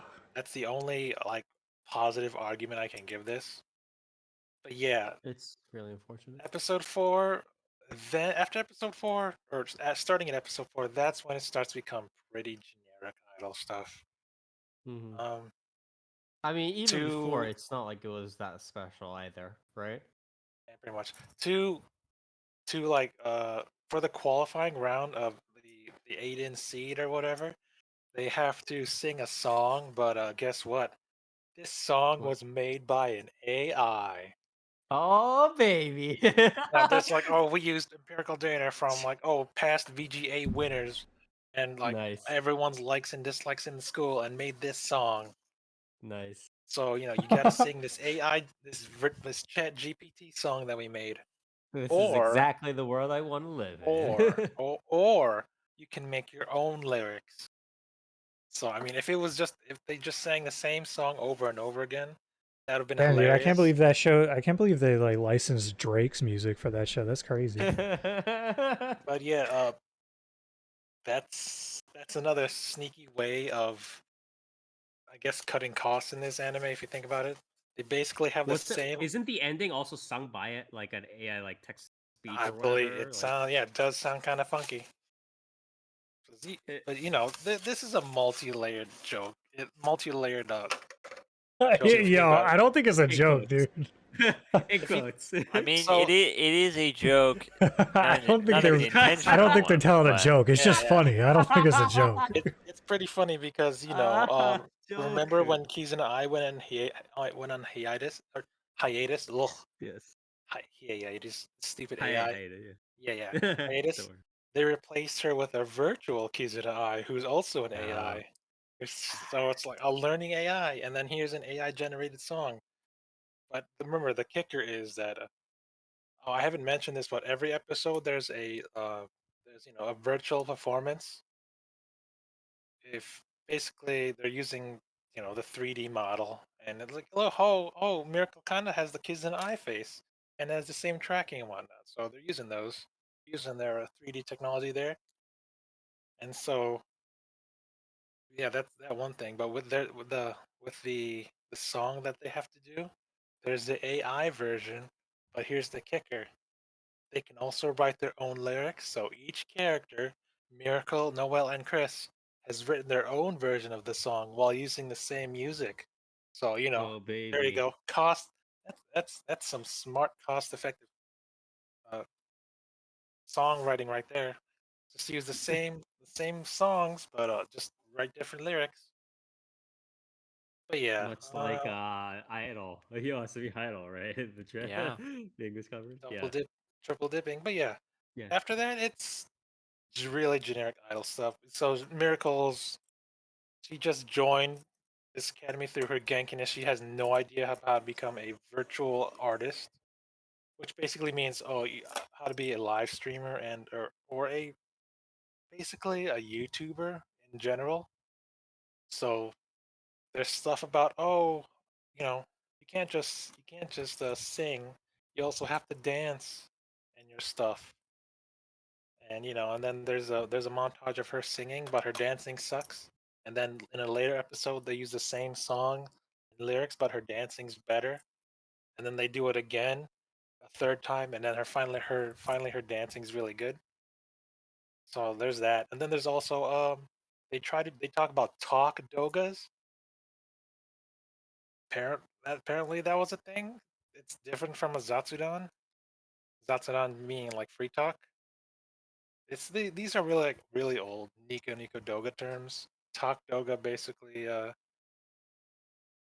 short form videos where they just talk, pretty much similar to old Kizuna Eye videos. Remember those where she just talked about random things? I believe that's what is a Talk Doga. Old school VTuber stuff. And then it shows that she's really bad at it. Like, oh, I don't know what to talk about in these Talk Dogas, whatnot. And then it shows her like trying to do talk dogas with another person, but she gets nervous in front of a crowd. So that's pretty cool. And then she tries to do a marshmallow type thing. I don't know how to other way to describe it, where instead of her asking questions and like quizzing another person, she tries to answer questions about she's the one answering questions, and that goes a little better. And then there's a thing where when she starts talking about Kizuna Ai, her audio suddenly cuts out during a part. So and then Okay. because haha, live stream mishap, live stream fail, she goes viral because people are just like, oh, during this time when her audio cut out, we're just gonna make her say whatever, and that's how she like becomes a viral sensation. I mean, I guess that's supposed to Yo, be, playing a very dangerous conceptually. Just I saying. guess. But it's in the academy, so it's monitored. So I guess there's supposed to be a moral lesson of, oh, with a bit of dumb luck, you can become viral. And then there was an episode about, oh, you can't just about singing, like, oh, you just in order to do well and increase your rank as a virtual artist, you can't just sing the song. You have to understand the song and All right. Oh. understand the lyrics. The episode was called "Color of a Word," so there's that. That's about it. And then after that, Anyway, small episode arcs of, oh, here's Chris's arc, here's Noel's arc, here's Maru's yeah. arc. Again, very That's standard idol stuff. basically where we're at here. I guess I really don't have any questions to ask about this because it's That's all really bad. what this. How many It's a really apes? generic. How many apes? All the apes. Well, there's five. There's five. Lapin door six. No, not six that we can confirm. Five Kizuna eyes, and then the one that's the hot topic, the one that's the current Lapin door holder. Her name's Ada. ADA. Wait, by the way, have they announced that they're going to be like selling NFTs of like the anime scenes or anything like that? I'm not. I don't want it. I wouldn't be surprised if they have, but anyways, that's neither here nor there. I'm almost done. It's basically Ada. You want to know who voices Ada? It's a hot topic. It's Kana Ueda for some reason. What's she doing here? She should get out while she still can. I think Kanoeda is probably not in a position where she's gonna reject. I mean, random I work, should but, mention the voice actors, right? If I might as well go on there. Voice Sure. actors, they're all newcomers. I want Okay. to, for obvious reasons. Because they're gonna expand They're- this into a multimedia project. Yeah, right? they're gonna milk this, right? You got Yeah. Miracle's I new, understand. Chris is new. The two other characters are new. They're just The gonna turn only it one- into 2D Idol franchise. I mean, I think the only reason they have Kana Ueda as Ada is they're gonna make her sing and dance. So like, oh, we need someone good. Yeah. Someone good, right? Or not even sing and dance. They're just sing part. Yeah, they Mainly both the they'll sing. dance because they have the actual like the 3D part. Oh, So you she mean has the to dance rapes? too, Yeah, yeah. that's true. But I mean, is this supposed to be another jab at the VTuber, the VTuber VTuber world, or oh, Kizuna I used to be the queen of VTubers, but now she got dethroned. I'm not gonna I say don't who think that it's a I dethrone don't is. think Do they're not thinking. say I her don't name. think I it's a don't think they're jab. I don't thinking think- that don't hard, say her bro. name. Yeah, I don't think they're that smart. But yeah, Okay. Any last words? I mean the concept itself is hit or miss, really. I think it's mostly a miss. It's yeah.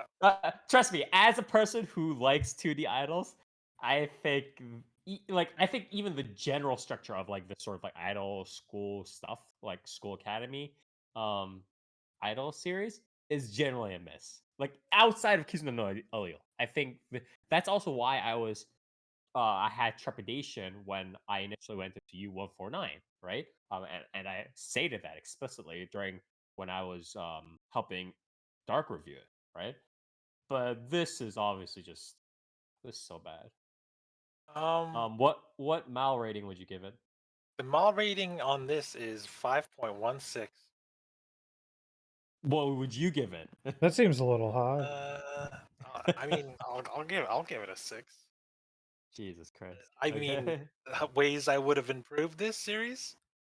I wish it was more about actual VTubing stuff. That would have been nice. And instead of we're But that would have virtual never we're happened virtual also. artists to connect the world because her name's Kizuna.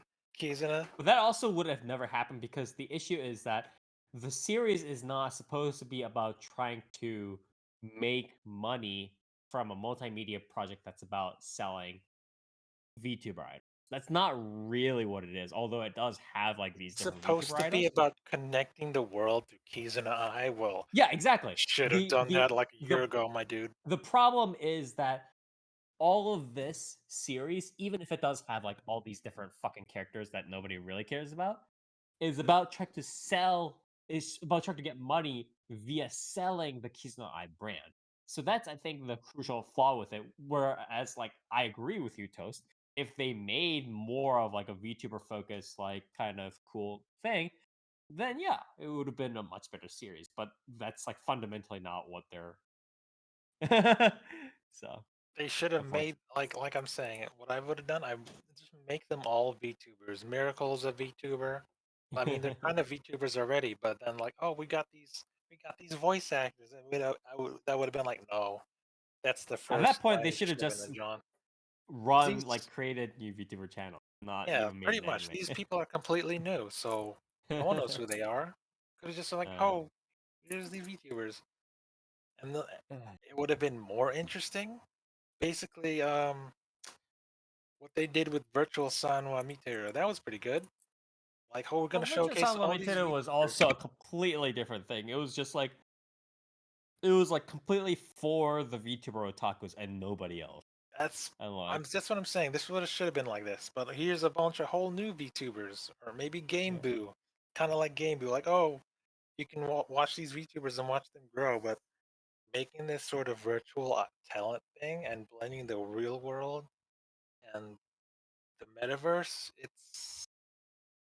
Again, you're I mean, again, I think you're the muddling problem it too was much. more with the fact that, other than like the general idol anime structure, it was more the fact that it was a clear attempt to only sell Kizuna Eye instead of thinking about virtual YouTubers, thinking about virtual idols, thinking about any of that.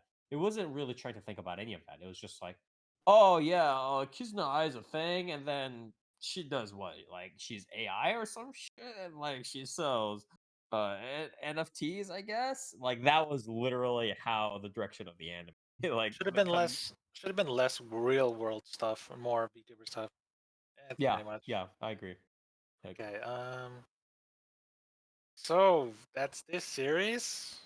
The end opening is my Mere Eye Wave by Path Yes. to Live. I don't know who that is. And Yosuga, sung by hashtag KZN. Is that supposed to be is that the AI Kizuna? I believe it is. Yes, Probably. yes. uh, Man, why? If they're gonna talk about AI that much, why not just make this entire series AI generated voices? AI That would have been generated series. great. Really. that's Netflix's next idea, I think. But But yeah, or Wit Studios' next idea, rather. But anyways, this 5.16 score is definitely warranted. yeah. What's But the company again, behind about Kizuna again? Is it 7-7? I don't know, Or bro. is It's the like some. Kizuna Eye company now? Remember that she's branched off? Yeah. Was it I think is she it like UpD or Active or Activate? I I think it was active. I don't know though. Yeah. But yeah, let me wrap this up real quick. Again, this is Kizuna no Leo. It is an anime based off a Kizuna Eye brand. It's Base like a it's not based. It's based off the legend of Kizuna Eye, not even yeah, it's well, like the lore is based off like Kizuna Eye references and yeah. shit like that. So It's like a general idol anime would overall. I recommend It's watching this? No, don't watch it. yeah, don't Not even watch if it. you're a VTuber fan, don't watch this. It's Yeah, not that good. it, it is It's, anime, not adaptation. It's an anime original, excuse me, by Wit Studio and Signal MD. So do you think do you think the Wit Studio or the other company, do you think they Signal MD. helped at all with the 3D portions? Because it looks like they just use I'm the actual Kizuna Eye software, and believe you me, it doesn't look like they've really made it look better over the past years. It looks exactly like Kizuna Eye does. It It says doesn't it's look the improvement at only all. two studios we really mentioned are Signal MD and Wood Studio. So my guess is that one of the two, or maybe even a combination of the two, probably had a couple of 3D guys come in under their wing and just kind of do stuff. I mean, But what I'm saying is, I wish it looked better because the other companies, they definitely amped up their 3D studios. Kizuna this one looks the same as it has since, I guess, the last Kizuna my concert. guess is that they just didn't get that much money overall for Or this project. or they don't need to use it anymore. Yeah, It's like, oh, we're gonna use this old tech we still have. But yeah, yeah. don't watch this. Just All watch right. Virtual Sun. Or instead of watching bad attempts at describing idols, Nice you could segue. watch a good attempt at describing idols, such as Oshi no Ko, which is the series I'm going to be covering. Again, thank you, Toast, for covering Kizuna no Leo. I know you took a bullet for us all, but It got I'm going slightly to be better after episode 4, like 1 point extra. I'll give it that. yeah. But anyways, I'm going to be covering Oshi no Ko, which is, I think, objectively the biggest series of the season. So this is the infamous manga original. Actually, Kimetsu no Actually, Yaiba sorry. season 3 is bigger. Kimetsu no Yaiba. When is it? Uh, Is it Kimetsu no Yaiba, the Swordsmith Village arc? yeah. But yeah, so the manga original, done by sort of the power duo and power coupling in Akasaka Aka. You will obviously know got him from Kaguya-sama, although he did other stuff like Boarding School Juliet, Sayonara Piano or whatever, Sayonara Piano Sonata or whatever. Excuse me. Sorry, I had to sneeze. And Yokoyari Mengo. Yokoyari Mengo might be a little bit less known to you guys. I have read at least a couple of her sort of series where she's also written it mainly. Kimi, what is it? Kimi ni Midaro. What's that? Kimi wa Mirara na Boku no Jo, as well as Kuzu no Honkai. When she's like drawn for a couple of other stuff, obviously including Oshinoko, but whenever Yokuyari Mengo kind of draws and writes on her own, she kind of ends up going into kind of this weird smut, like school life smut territory. But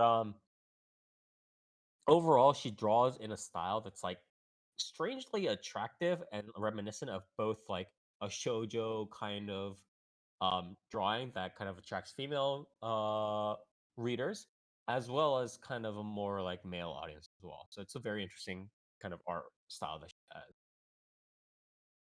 But anyways, Doga Koba kind of took this under, or sorry, this manga was kind of started out as like a niche hit, and then it became like a much more like Wasn't it bigger a hit. one-shot thing? I forget if it was originally one shot, but after it did get, I think, volumes afterwards pretty quickly. But we actually did talk about this like way before it really came on the radar, right? Because like we actually talked about it initially when it started appearing on these like niche like manga awards, right? Like the bookstore awards and Yeah, stuff for like that, that. Yeah, right? that's pretty much. Yeah. And that's really like really where it started, when like people really started recommending it, and as like a niche hit, and it became this like, it started snowballing, winning more and more awards, and eventually it just became a powerhouse on its own. Obviously, before it even sort of this anime adaptation. Now, this anime adaptation is going to be apparently an 11 episode season by Doga Kobo, mainly Doga Kobo heading this, with a little bit of help from stuff doing 3D background mate like slash polishing work by Studio Easter, and then they also probably hired a bunch of other staff members from a bunch of other subcontractors, but the core kind of leading staff members are all pretty much all Doga Kobo, mainly from their connections. It's mainly their Wataten team. Watashi ni Tezuka Mayorita, or An Angel Fell Down to Me, or whatever it was, right? It's mainly that team, if I remember correctly. Plus, like some veterans here and there. Yeah, Wataten and Angel Flew Down to Me, Watashi ni Tezuka Mayorita. It's that team, plus or minus some Studio Easter people for the art and visuals. Plus some one or two veterans here, but it's mainly the Watts. So they got off that team. From the anime is mainly a straight adaptation. It's not even like a truncation, really. It's pretty much straight up. It pretty much has the same pacing, same amount of like details and stuff like that as the manga itself, which is kind of interesting and kind of strange in a way because we are around 30 episodes. Oh, sorry. We are about 7 episodes in. That's like halfway through the season, or even like 2/3 of the way through the season. So this is 11 episodes, right? And yet, um, we these 7 episodes cover about the first 30 chapters of the manga, and there It's are 11 approx. episodes because the first episode's super long. You Yeah, gotta yeah, yeah. mention that. As Toast mentioned, by the way, the first episode is 90 minutes. So it is like triple the length I mean, I get approximately. why it's 90 minutes. It's one whole. It's really Setup. important. Yeah, it's really Yeah. important to the setup. But even that being considered, the first 7 episodes plus including the one huge episode is the first 30 chapters. So currently, I believe there are approximately 120 something chapters, 110 or 120 something chapters ish of Oshinoko, and I am a little bit confused about how they're going to handle the ending, or whether they'll just spin it off as being like completely promotional, like, oh, after this we had a lot more Do you think it's adventures. getting So, a so I season hope it 2 gets or? several seasons. I hope it does. my guess is in this order.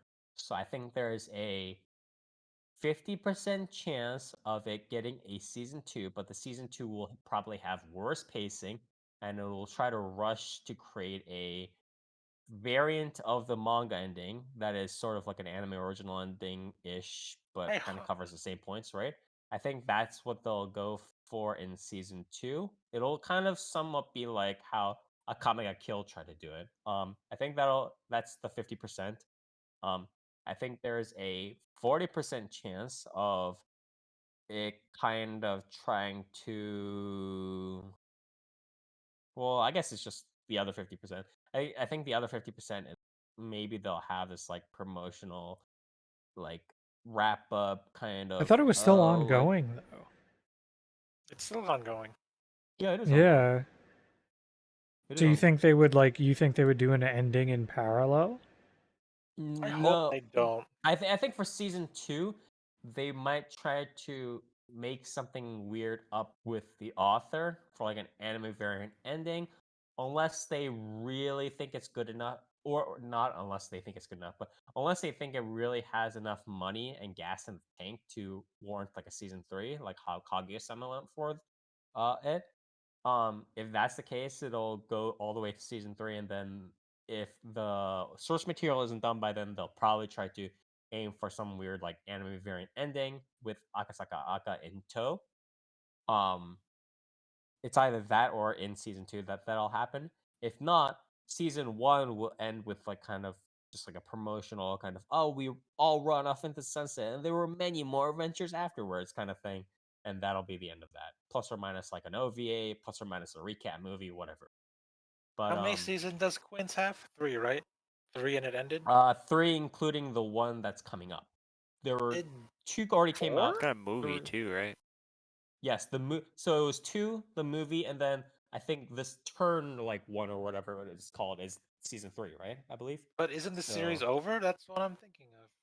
So yeah, I'm yeah, yeah, pretty yeah. sure I The it mean, the manga is over. yeah, but it's got like how much fucking material to adapt? Like, does it. Yeah, because it's like all the will they won't they kind of stuff that they yeah. still have to adapt. The But sequel, the sequel film. Okay, so like we can count that as 3 seasons.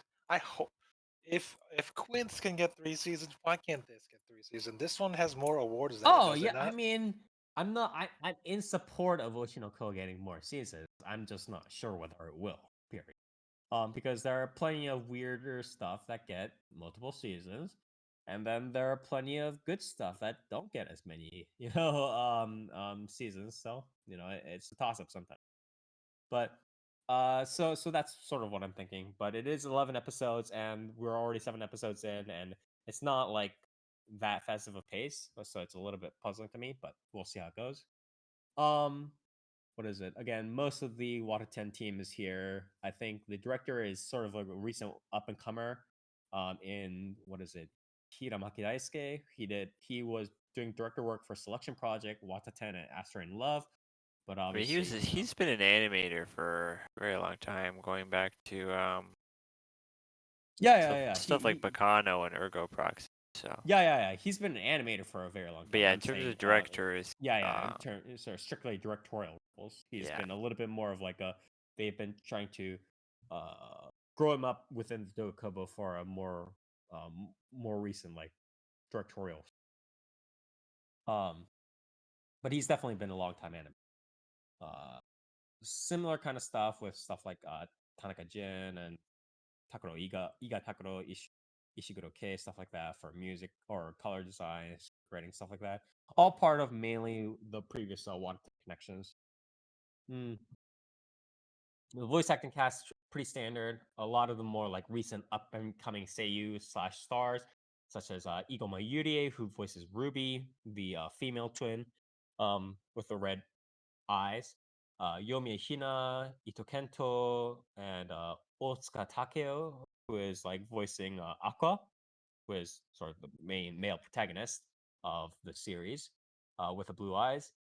And they're all kind of these like younger kind of whippersnappers are all kind of being mixed up within a pretty veteran cast. And obviously Takashi Rie, who voices Ai, Uchiyama Yumi, who voices young Aqua, Lin, Iwami Manaka, Megumi Han Megumi, Okuborumi, Sato Asami, and a couple of others, obviously here and there. Two things just about the voices. One, there's like a part in one of the later episodes where like where Iwami Manaka, right, has to do like an impersonation of Takashi Rie voicing I. So like it's like layers of all the layers of impersonation. So when I like realized that, I was like, oh boy, like this is game time now. yeah. And the second part of it is like I think this is also covered in the premise, so I don't think it's spoiler necessarily. Oh wait, it might be a spoiler, but Don't spoil anything from episode 1. So I won't spoil anything. It's But very important. what I'll say is that Takashi Rie has to play a pretty. So I've levied some criticisms against Takashi Rie playing some roles here and there. I think most recent was like when she was voicing like the Realist Kingdom or like one of the other like characters. I think Dark was like reviewing Holy a shit. series, and then I just I was like speaking of Takashi Dark, Rie. speaking of Dark, damn. She's double dipping with Megumin and this. Holy shit. Yeah, I mean, she's getting a lot of money. It's front and I'm sure. center. She's getting a lot of money, I'm sure, and it's no surprise because it's Takashi Rie. This is her spotlight these days. But anyways, I've had some criticisms about potentially her not necessarily being the most suited for the voice / casting / the emotional range necessarily. And I thought that I was an okay part for Takashi Rie.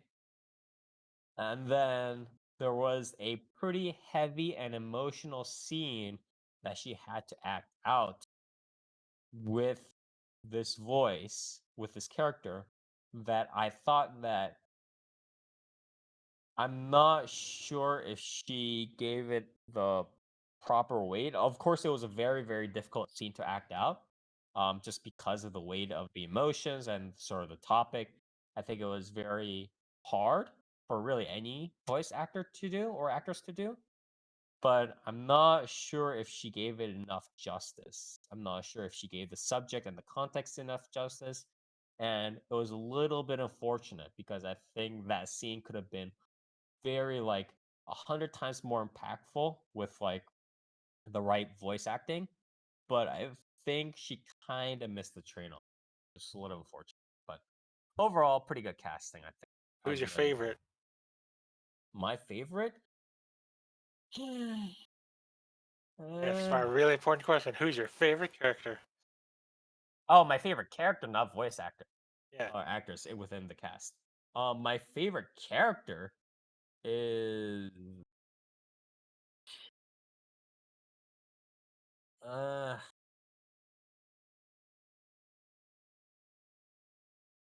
I don't mind. He hates all of them. Yeah, I hate all of them. I think it's probably a tie between Aqua and I, like character wise. But then like You weren't I gonna say you. also Alright. Okay, sorry. Continue. but I also like Don't I you kind dare of say like it. the director guy that takes him Oh, under. okay. Who was Okay, yeah. Spire, you're safe. Because if you said Akane, we'd have some fighting to do. No, Akane Akane or isn't that like Kana? impressive. Yeah, Akane is kind of whatever. But yeah. Anyways, I guess just a little bit thinking about the audio visuals. For the OPED, the ED is okay, not too super impressive. Although I know it's like a queen bee kind of thing, but I wasn't like very impressed overall. But um, the opening, I don't think I need to mention.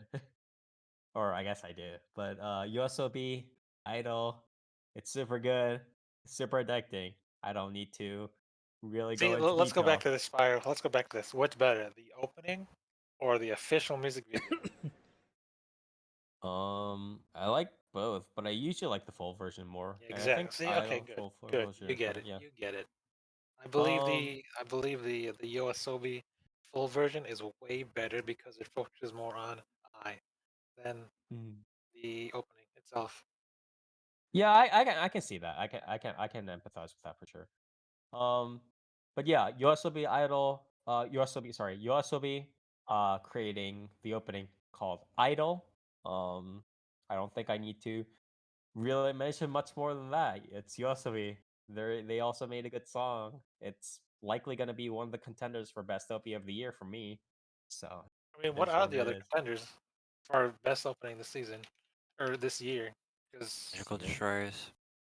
which Yeah, let's one? go destroyers. I have to Yeah, go yeah, back yeah. and watch. I have to go back and watch stuff. I usually like my memories are really bad. Um, but that and then audio visuals. Dokoba did a very good job. There's not too It much to looks really say. good. Yeah. Yeah, Dokoba usually does a pretty solid job, and then obviously they got hit with truck ton of money from the production committee in order to make this series. So they made a good series. But yeah. Um, Do you going have to anything to say? Or sorry, continue. yeah, this is just before I go into the story, but did you want to ask a question? I was just gonna ask, do you have anything to say about the premise of the story in general? But you're already Yeah, going there. so the premise, the general summary is like, there's an idol, popular idol, Hoshino Ai. A there's like a doctor. You don't need to know his No, name. It's no not important. story spoilers, Fire. Yeah. How dare Um, you? this is just the premise that's like written everywhere. It's gonna mainly go over that. But the doctor talks with Hoshino Ai, um, and tries to take care of her, but later dies too because one of her stalkers like kind of chases him down and like pushes him and kills him and stuff like that. So the doctor dies, but then he is reborn as the idol's um one of the idol's twins. So it's like the reason why this idol, Hoshino Ai, was taken in by the doctor was because she was secretly pregnant. And she was pregnant with twins. After the doctor accidentally dies due to the stalker of that idol, he finds himself reborn as one of the twin boy. Um, and then you know the rest of the story is kind of just um, him growing up with the others around him, people within the industry, the entertainment industry, the idol industry, as well as other people his age, trying to make it in the industry, whether it's child actors or whatever it is, right? Um, and most of the series is like there's like a mystery kind of subplot to it, that's kind of going on, but it's definitely not the focus. But most of it is this sort of like Aqua meeting different people as he's growing up and taking an observational stance. And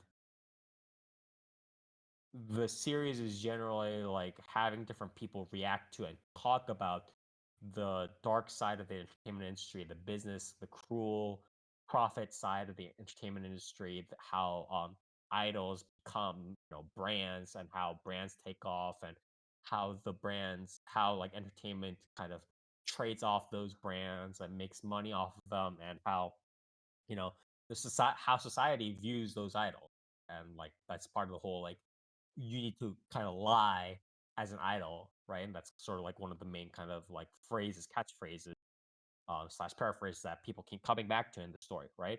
You need to lie and lie and lie because as an idol, because you want to look happy, you want to look energetic and give people happiness as a public figure, but behind the scenes, you can be sad and you can get, dumped on because you're constantly getting, hate, messages from like random like haters on the internet, or like um people higher ups are working behind the scenes to like exclude you or do something weird to you, or like not caring for you very well, stuff like that. So that's sort of like one of the main kind of themes of the story.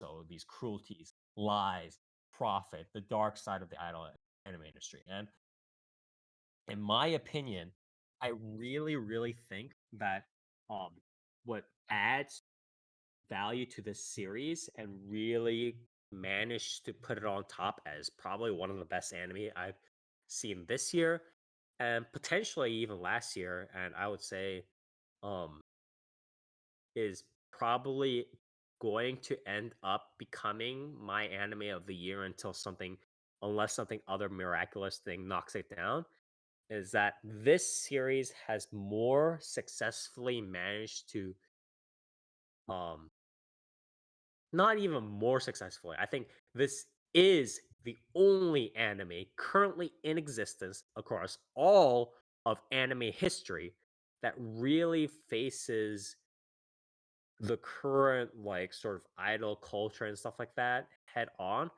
with like the stalking, the negative comments, like people problem, the business side of the industry, stuff like that, and really um opens up the discussion about these currents and these cultures and these different like emotions that people within like the industry and stuff like that go through, without making them just like trivial reference. Because I think there are obviously other idol series that are like, oh, it's hard to be an idol, and we don't always make it, or like there are struggles, and like, oh, sometimes, there are evil producers, and there are these very like cheesy kind of references in idol and other series and stuff like that.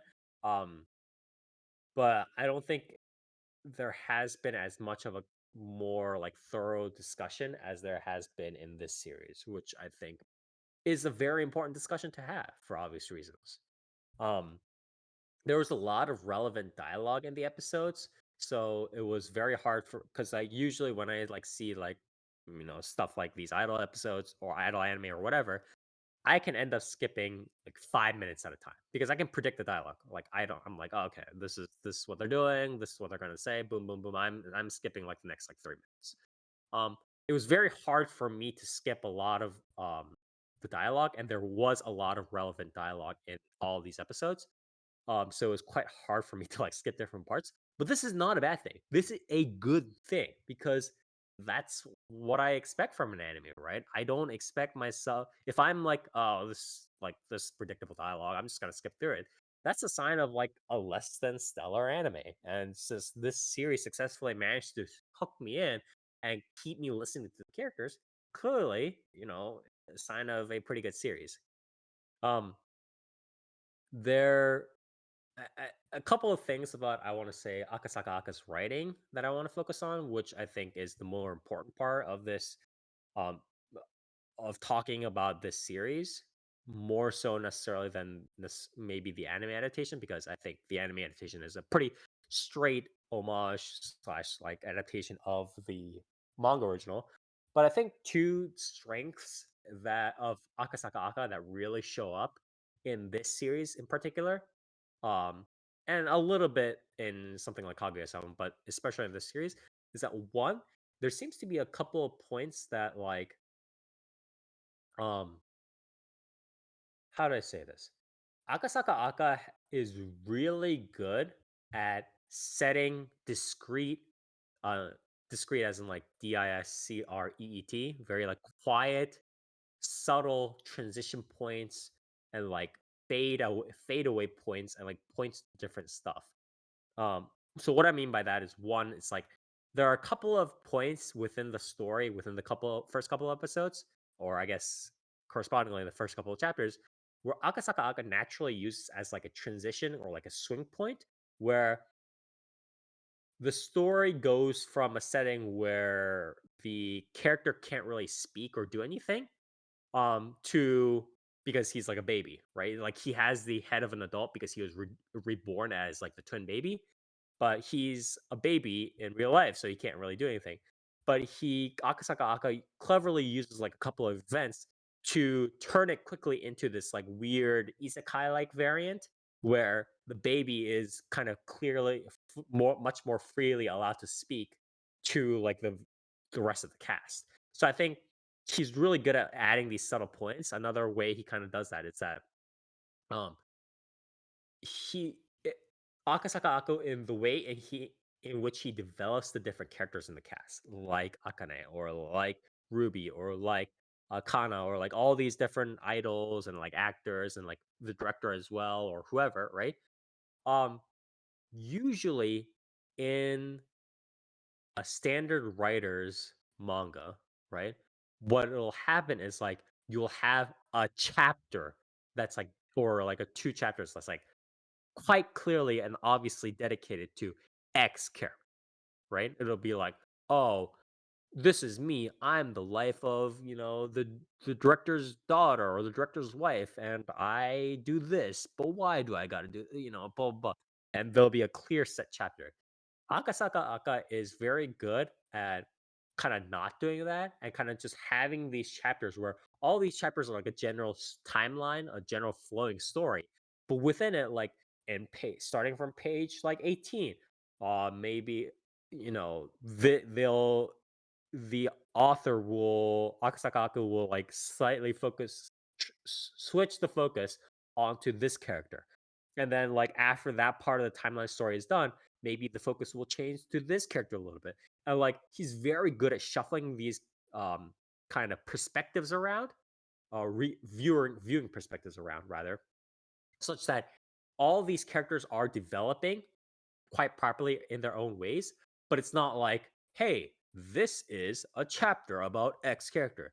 That's a chapter about Y character. It's not that clean cut and simple, which I think is much more organic and much more well written than like sort of the standard like manga. So I really do like how they're kind of each of the character stories are worked in at like different kind of jagged points in a sense throughout the episodes. Um so I do think that's um kind of shown in something like Kaguya-sama as well, but I think it's much more or even something like Boarding School Juliet, but I do think it's emphasized in this series in particular. Um I Overall, I do really also like the fact that the setup of Aqua as like a protagonist in the story who's kind of trying to solve like the mystery subplot, obviously. Um, but more importantly, Aqua is sort of becomes this observational Watson like sounding board to see how different people in the idol industry act and how the different people he meets within the entertainment industry perceive the entertainment industry to be and how it kind of goes through stuff. So I think that's a very cool way to do it and much better than just like, oh, I'm going to become the idol, stuff like that. I think this is a much better way to do things. So I do like that setup as well. Um, so two kind of specific things. There was a part though, which I think I'm not entirely sure how much thorough research Akasaka Aka did necessarily for like the entire series, because there was a part where the kind of characters, right, are in like a reality show and they go, "Oh, so reality shows don't have scripts, they have directorial advice." This is quite like demonstrably false. There Yeah. are plenty of like publicly aired like behind the scenes footage where MCs and like the members of like reality shows and like variety shows are like literally going through scripts on their way to like the set, right? Like they have like a thick like script with like all specific like complex, this is how sometimes like even how the joke is going to be, like this is kind of the joke that you should tell, this is the director kind of stuff. So it's reality shows and variety shows are a little bit more like interviews in that sense, but obviously there are like ad libs and like back and forth and like shticks, like there's a lot of ad libs, but it's not like, oh, reality shows don't have scripts. No, that is false. um I do like, again, the organic resolutions and stuff like that, and I do think undeniably, and I kind of want to give like an overall view of this before I go into sort of a kind of different part of this that I want to address. Overall, I think undeniably, um, and obviously the awards and the receptions and everything of the series kind of help with that as well. I think Oshinoko is Akasaka Aka's best writing so far. Much better than something like, again, the sort of, Told you, it's I want better to than say, Kaguya-sama. yeah, I do think it's better than both, something like Boarding School Juliet or Kaguya-sama or whatever. It's just both the theme that he picked and the way he utilizes his writing strengths around this theme have really created just a fantastic series to read as well as to watch. And I'm overall very, very, very pleased with it. Definitely, again, in line for best anime of the year for sure.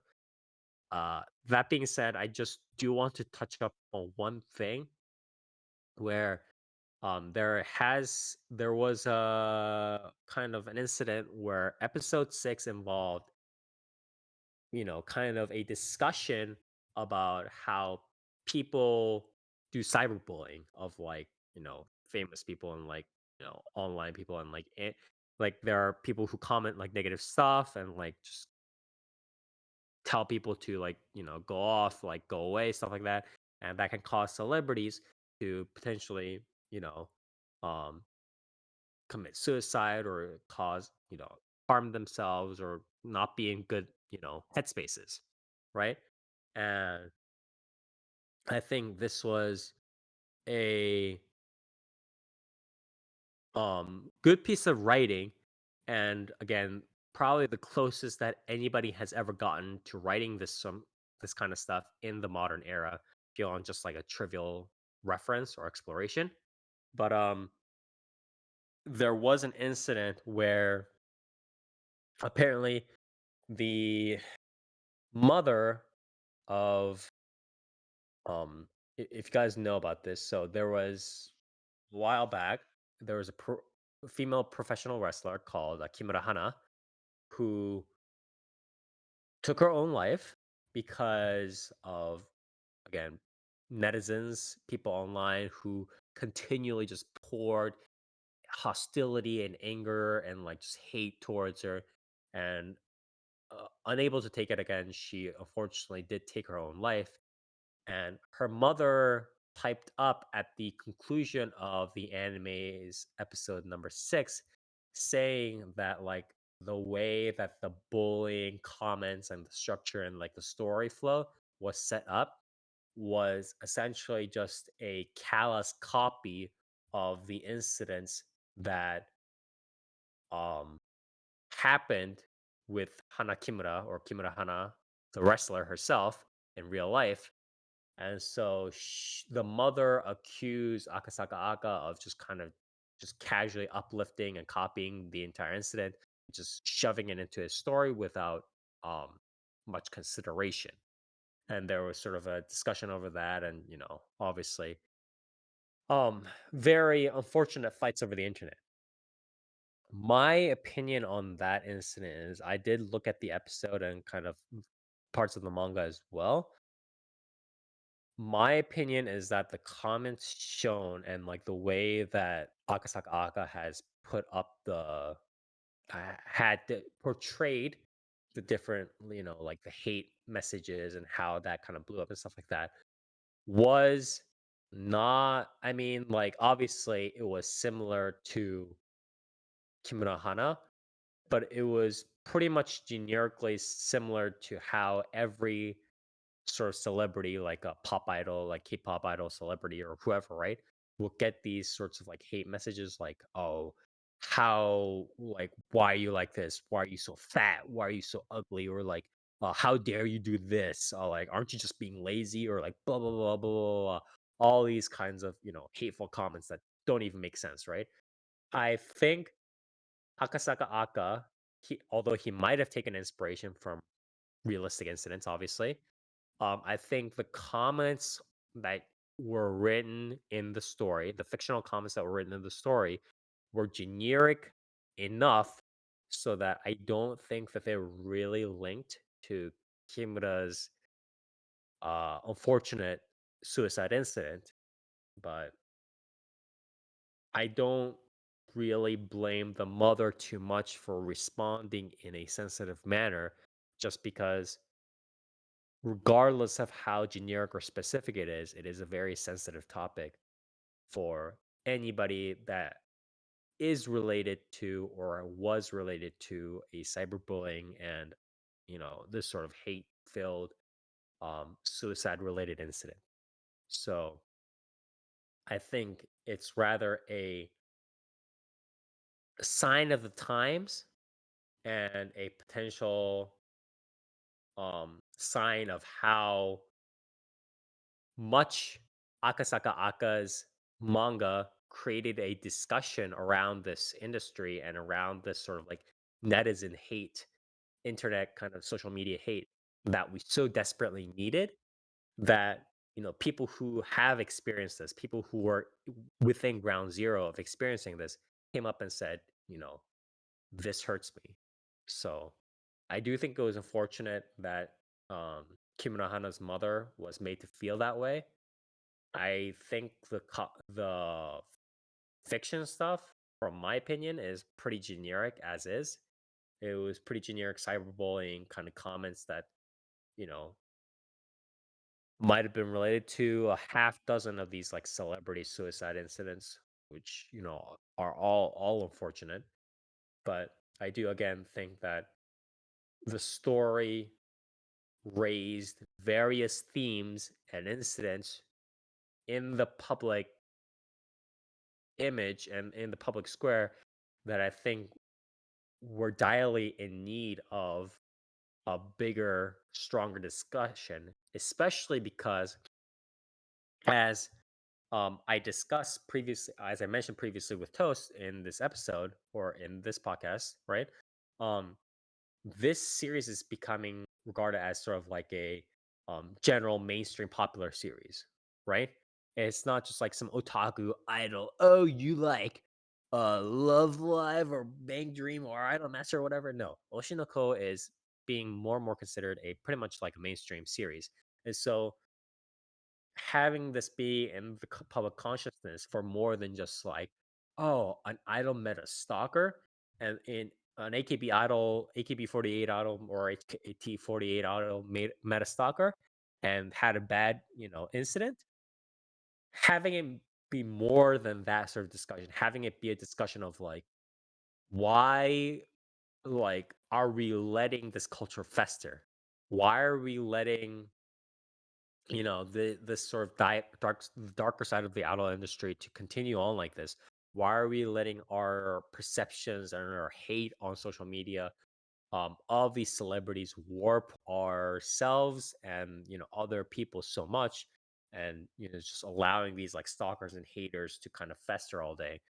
I think it was a very important thing that Akasaka Aka did to bring these more forward in the public consciousness beyond like a couple of news blips. And I hope that um, through the use of this somewhat still innocuous anime series, that more people, both in the West and in Japan in particular, will be able to have this discussion. Because I think it again really does cut deep at like, okay, like what are people doing in the anime industry? And of course, it's not like, oh, only the people in the entertainment and idol industry are suffering. Nobody, it's not bad. It's not like only the people in the idol and the entertainment industry are suffering. But certainly that doesn't mean that the sufferings and like, the sort of sometimes unjustifiable kind of hate and stuff like that, um, that these idols and the entertainment people kind of go through in the industry can't be tamped down. So I think it's a very interesting series that Akasaka Aka made. Again, I do think that he really put his proper writing style to work in creating the series, and his series touch upon a very sensitive yet proper set of themes to talk about, and he utilizes the protagonist in a very good way to show the different cast members of the idol industry, of the entertainment industry, talk about those themes that he put up. So it's not just like the protagonist going, yeah, I'm idol, or I'm actor, I do these things, yeah. It's not just like that. It's a much more flexible exploration of the topics that Akasaka Aka has set up. So I do think it's very well made original source material overall. And I also do think that Doyokobo is probably question mark doing the right thing by doing a straight adaptation of it without truncation.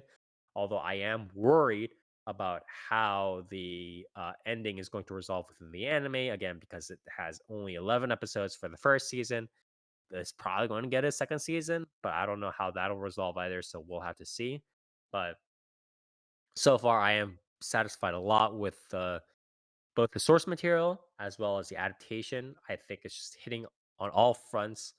There's really not much um, to complain about in flaws, if really at all. I think again, the whole like some of like the research, some of the smaller research, like the reality show thing that I pointed out, um, are like very small 1% kind of things that are a little bit like you could have done a little bit more research kind of thing. But I think 99% of this is very well done. And even like the pacing thing that I talked about is more of a worry and not like an actual issue that has been uh actualized yet. So yeah. Overall I think Oshinoko, again, likely going to be my anime of the year until something miraculous occurs. My Mal score for it,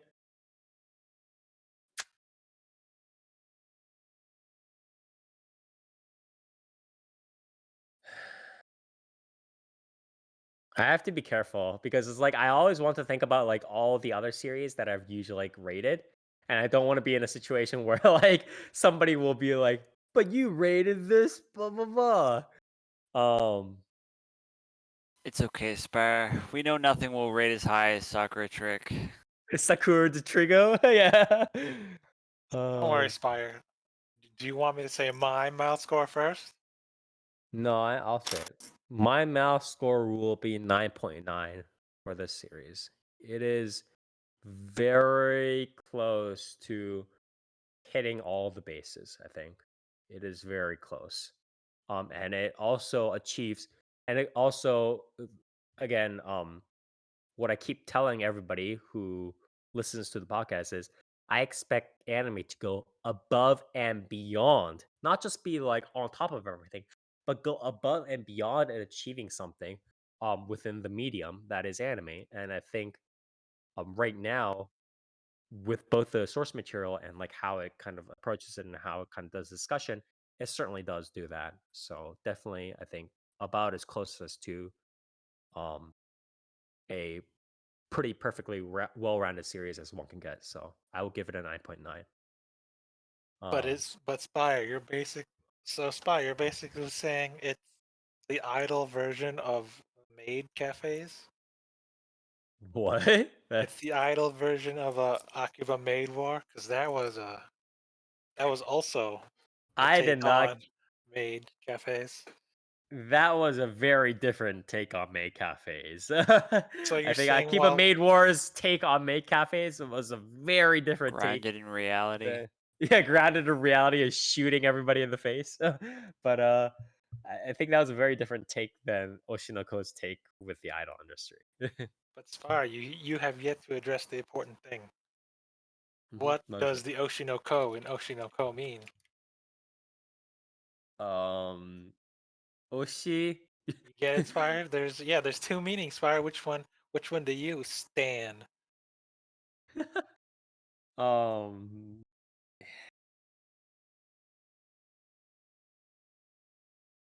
yeah, okay. I mean, I mean, you have to explain it.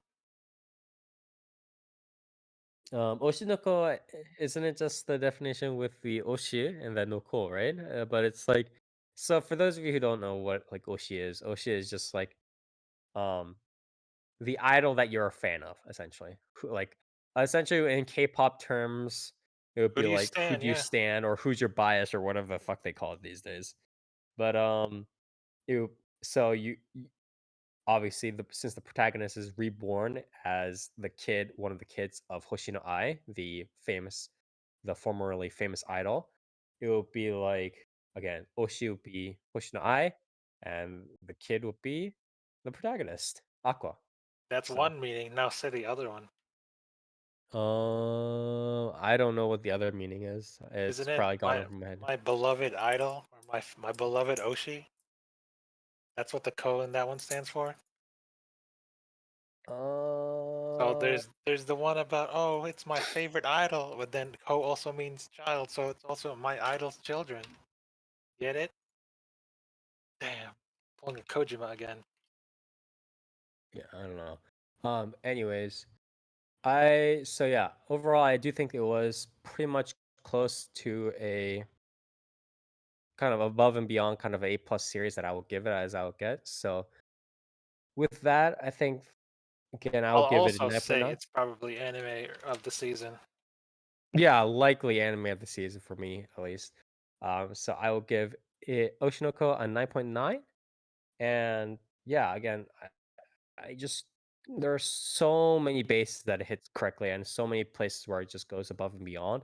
So I would definitely suggest you guys watch it. If you guys like Kaguya-sama as well, I think this is definitely a leap above even that.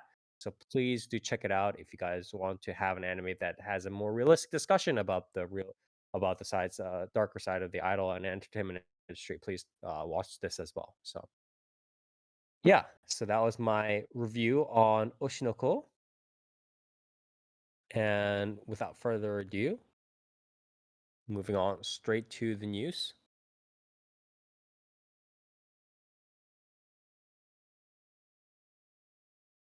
Here we go. Not too much news, I think, in these past couple of weeks. One is a pretty funny one where apparently game developer Cygames and its parent company Cyber Agent announced on What? Wednesday that game and entertainment company Konami filed a lawsuit in the Tokyo District Court against Cygames on March 31st. So, according to the legal complaint, Konami alleges that Cygames' Uma Musume Pretty Derby game has infringed on Konami patents.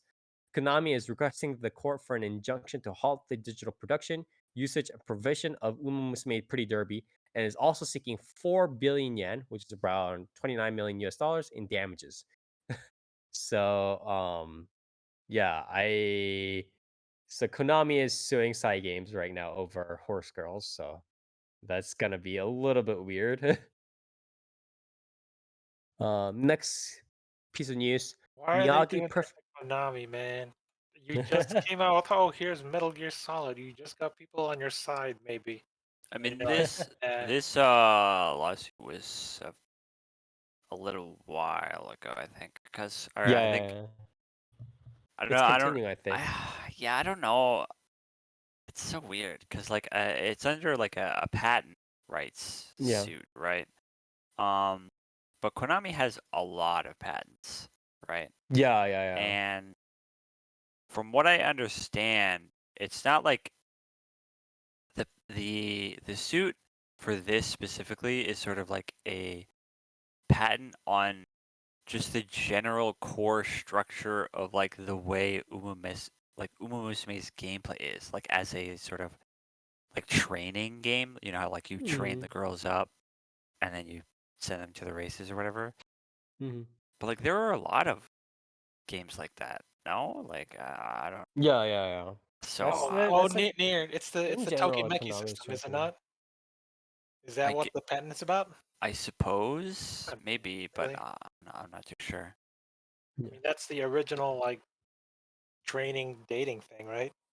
Yeah, but there have been a lot of games like that since then. You know what I mean? So I mean, I'm I don't not, know what too Konami's sure what thinking. Also, we have specifically. to be kind of clear that like the announcements for these like injection stuff like that, they have not clearly said that.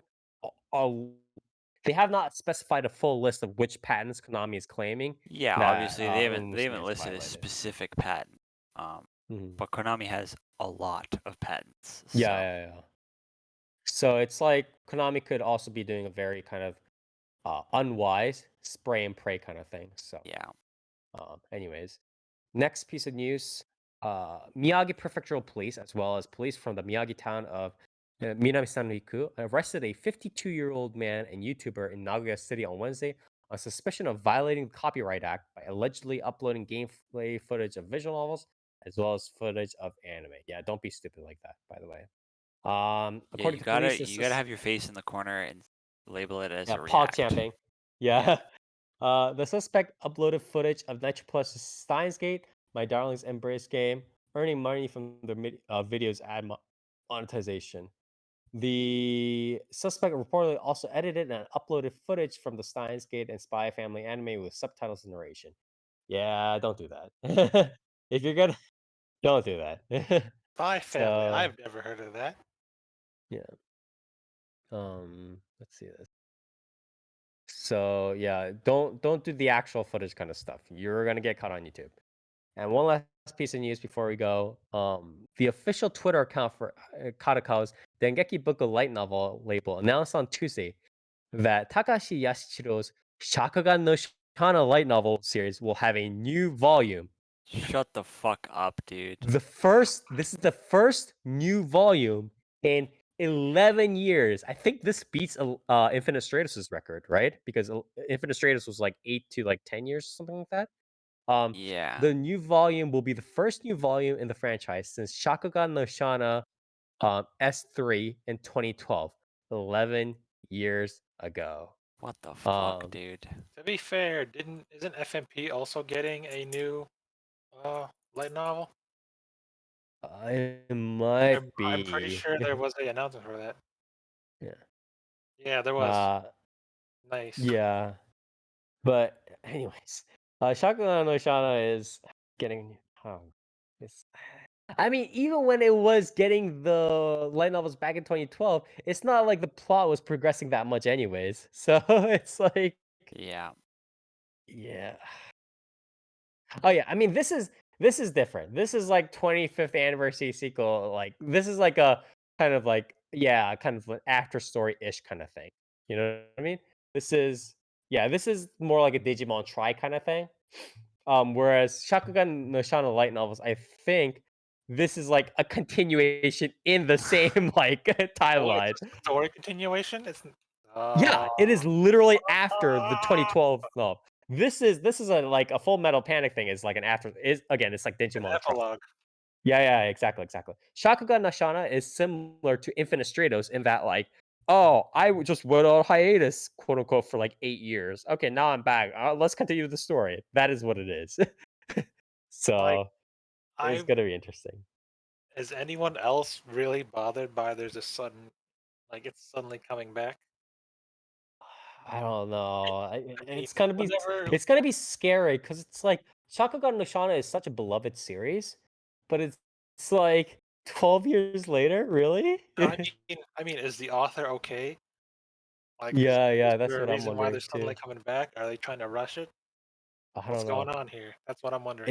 It's apparently gonna be some like weird like short story collection, but I mean even that is kind of like okay, like why? But yeah. We'll have to see how it goes. But anyways, that is it for the news. And we're going to move on to our shout outs and call outs. Everybody here gets one shout out and one call out each. A shout out is 5 out of 5 stars, something that you want to praise. Thumbs up on the tweet, whatever it is, and it can be any one person, place, or thing. And the call out is the exact opposite, something that you want to rant about, 0 out of 0 stars, rage, stomp on, whatever you feel anger over. And it can be any one person, place, or thing. And we start now with Dark. What do you have for us? Shout outs, calls, please. I think I'll shout out the PlayStation, whatever it was that they showed a lot of video Showcase. games at. Yeah, there you go. What There was your was a lot favorite? of video games shown. My favorite game that was shown gameplay was Dragon's Dogma 2. My favorite Oh game yeah, that got announced was Metal Gear Solid Delta because that's cool. I mean, I guess we did see screenshots of that's that fair. afterwards, but It's, I'm it's pretty amusing that the excited. map looks super small for that reason. Huh? The map, the screenshots they showed makes the map look really small and or really big. Like when they showed with the abandoned building, that's really small. But with the bridge, that's I mean, really big. have you played MGS3 I recently? mean, That that building was area small. was I know the tiny. building's smaller, but they like It's made it tiny as fuck. smaller. Like you Nah, can't. that It seems doesn't look about like you right. can That properly building hide is behind super that. small. I don't know. So That bridge Yeah, though, I don't. I That wouldn't bridge be is surprised. small. I wouldn't be surprised I if this think is you just a should one go. for one remake, Yeah, I think like you should just go back and play identical in every MGS3 because way. that area was really I know it's cramped. small, but like if you compare like the size of the soldier to things, it's gonna look like it's gonna be harder to hide. I don't know. But yeah, that was really cool. It was a really good showcase. Um, yeah, I think they showed a lot of cool stuff that's not exclusive to PlayStation. Okay. Call And out? I think my call out's gonna be to the mobile games because I'm playing too many of them. Okay. Classic. Okay. So what about you, Nier? Shout out, call out? Man, I had a really good call out like 20 minutes ago, but it has like completely fucking vacated my brain. Um, but shoutouts to the fact that it was Hideaki Anno's birthday like I don't know, like Oh, 4 days okay. ago or something like that. Yeah. So yeah, shoutouts to that. You know, happy birthday to the man, the myth, the legend. Nice. Callouts to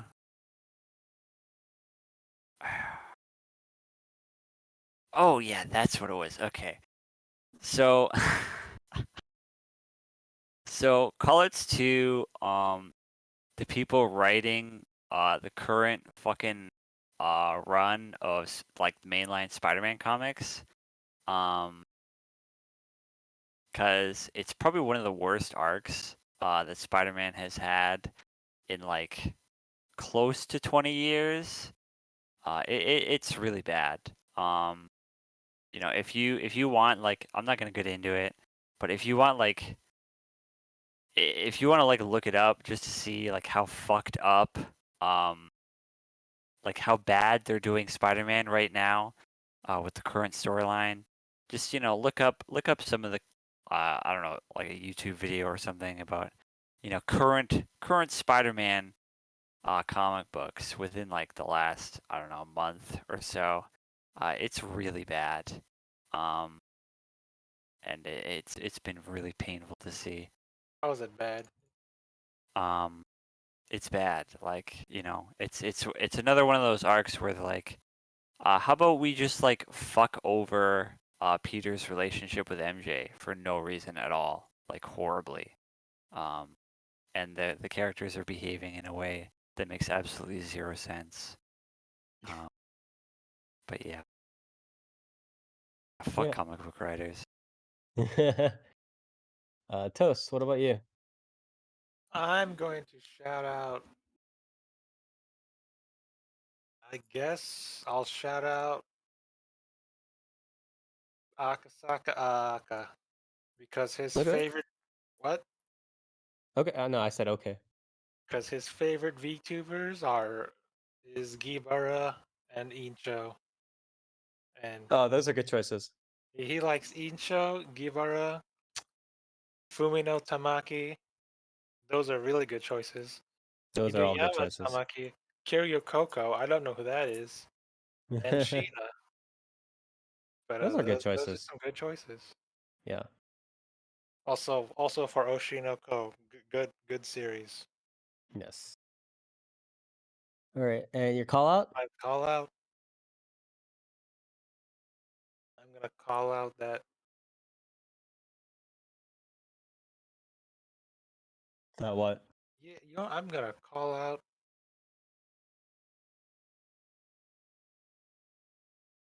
Yeah. near. I'll do you a solid. All right, I Uh-huh. got you, my dude. I'm gonna call out that Nier can't watch Shin Kamen Rider. Uh-huh. How dare Yeah. you? Bring that over to Canada. Why is it only U.S. release dates? That's how it goes. Our buddies up Unfortunate. north need to watch it too. Yeah, it's a little bit unfortunate, I'm sure. Okay, thank you, Toast. I think my shout out and call out, my shout will be again to, I guess, everybody who congratulated me for my birthday. Again, thank you everybody for Are you remembering gonna and shout yourself out for being born? Okay, I'll no, I'm not. I don't know about that. That's a little bit too much damn, smoke up my own ass for me. damn But real millennial here. Hate but being born. I like to thank everybody else who helped cheer me on my birthday. And my call out is definitely so kind of along the lines of like there were some content like streamers who kind of also face like stalking and like hate obviously like hate messages and stuff like that that reacted to Oshinoko, right? Like watching Oshinoko and being like, okay, these are my experiences. I think this was some realistic here and stuff like that. And I think the author did a good job and stuff like that. And obviously, the comments with Kimura Hana's like mother, right? Like commenting about how this is too much like her own daughter's incident.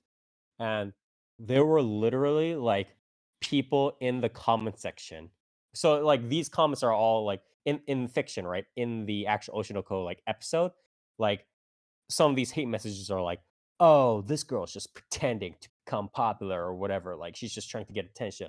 Blah blah blah blah blah, right? Um, and people, so like the content creator and like the deceased professional wrestler's mother kind of reacted like, oh, these are like too realistic, these are too sensitive. And then the real life, like fans of like Oshinoko and like other people on the internet were like, oh, this content creator is only reacting to Oshinoko like that to get attention. Like, don't believe her. Like, dude, Uh-huh. like this is bullshit. I'm like, are you like fucking hearing yourself speak? You No. guys are literally like watching Oshinoko, an episode where hateful people are saying these things, like, oh, they're just trying to get attention, like trying to, and they're like sending hate messages to these celebrities, and you guys are literally on here commenting on the content creators, say like reacting to this stuff, saying exactly the same hate-filled Yeah. Just messages. absolutely It's like, zero self-awareness. Yeah. yeah, I know. Well, I'm like, life imitates regardless, art. Yeah. It's like regardless of how, even if it was like potentially anywhere like near true, like in whatever instances, like you could at least take 1 second just to think about what you are saying in this very instance. Like just think about the fact that you're mirroring the clear villains of the series right now. And it's just like, oh my god, guys, you can't do this. You can't do this, guys. So that was my call out. Just very, I can't believe people have such little self awareness like that. But anyways, that was my call out. And I guess that's it for the shout outs and call outs. Um, but yeah, we're going to do summer previews next episode. So we're gonna again go through all the summer season anime early and trying to cover what's been going up there.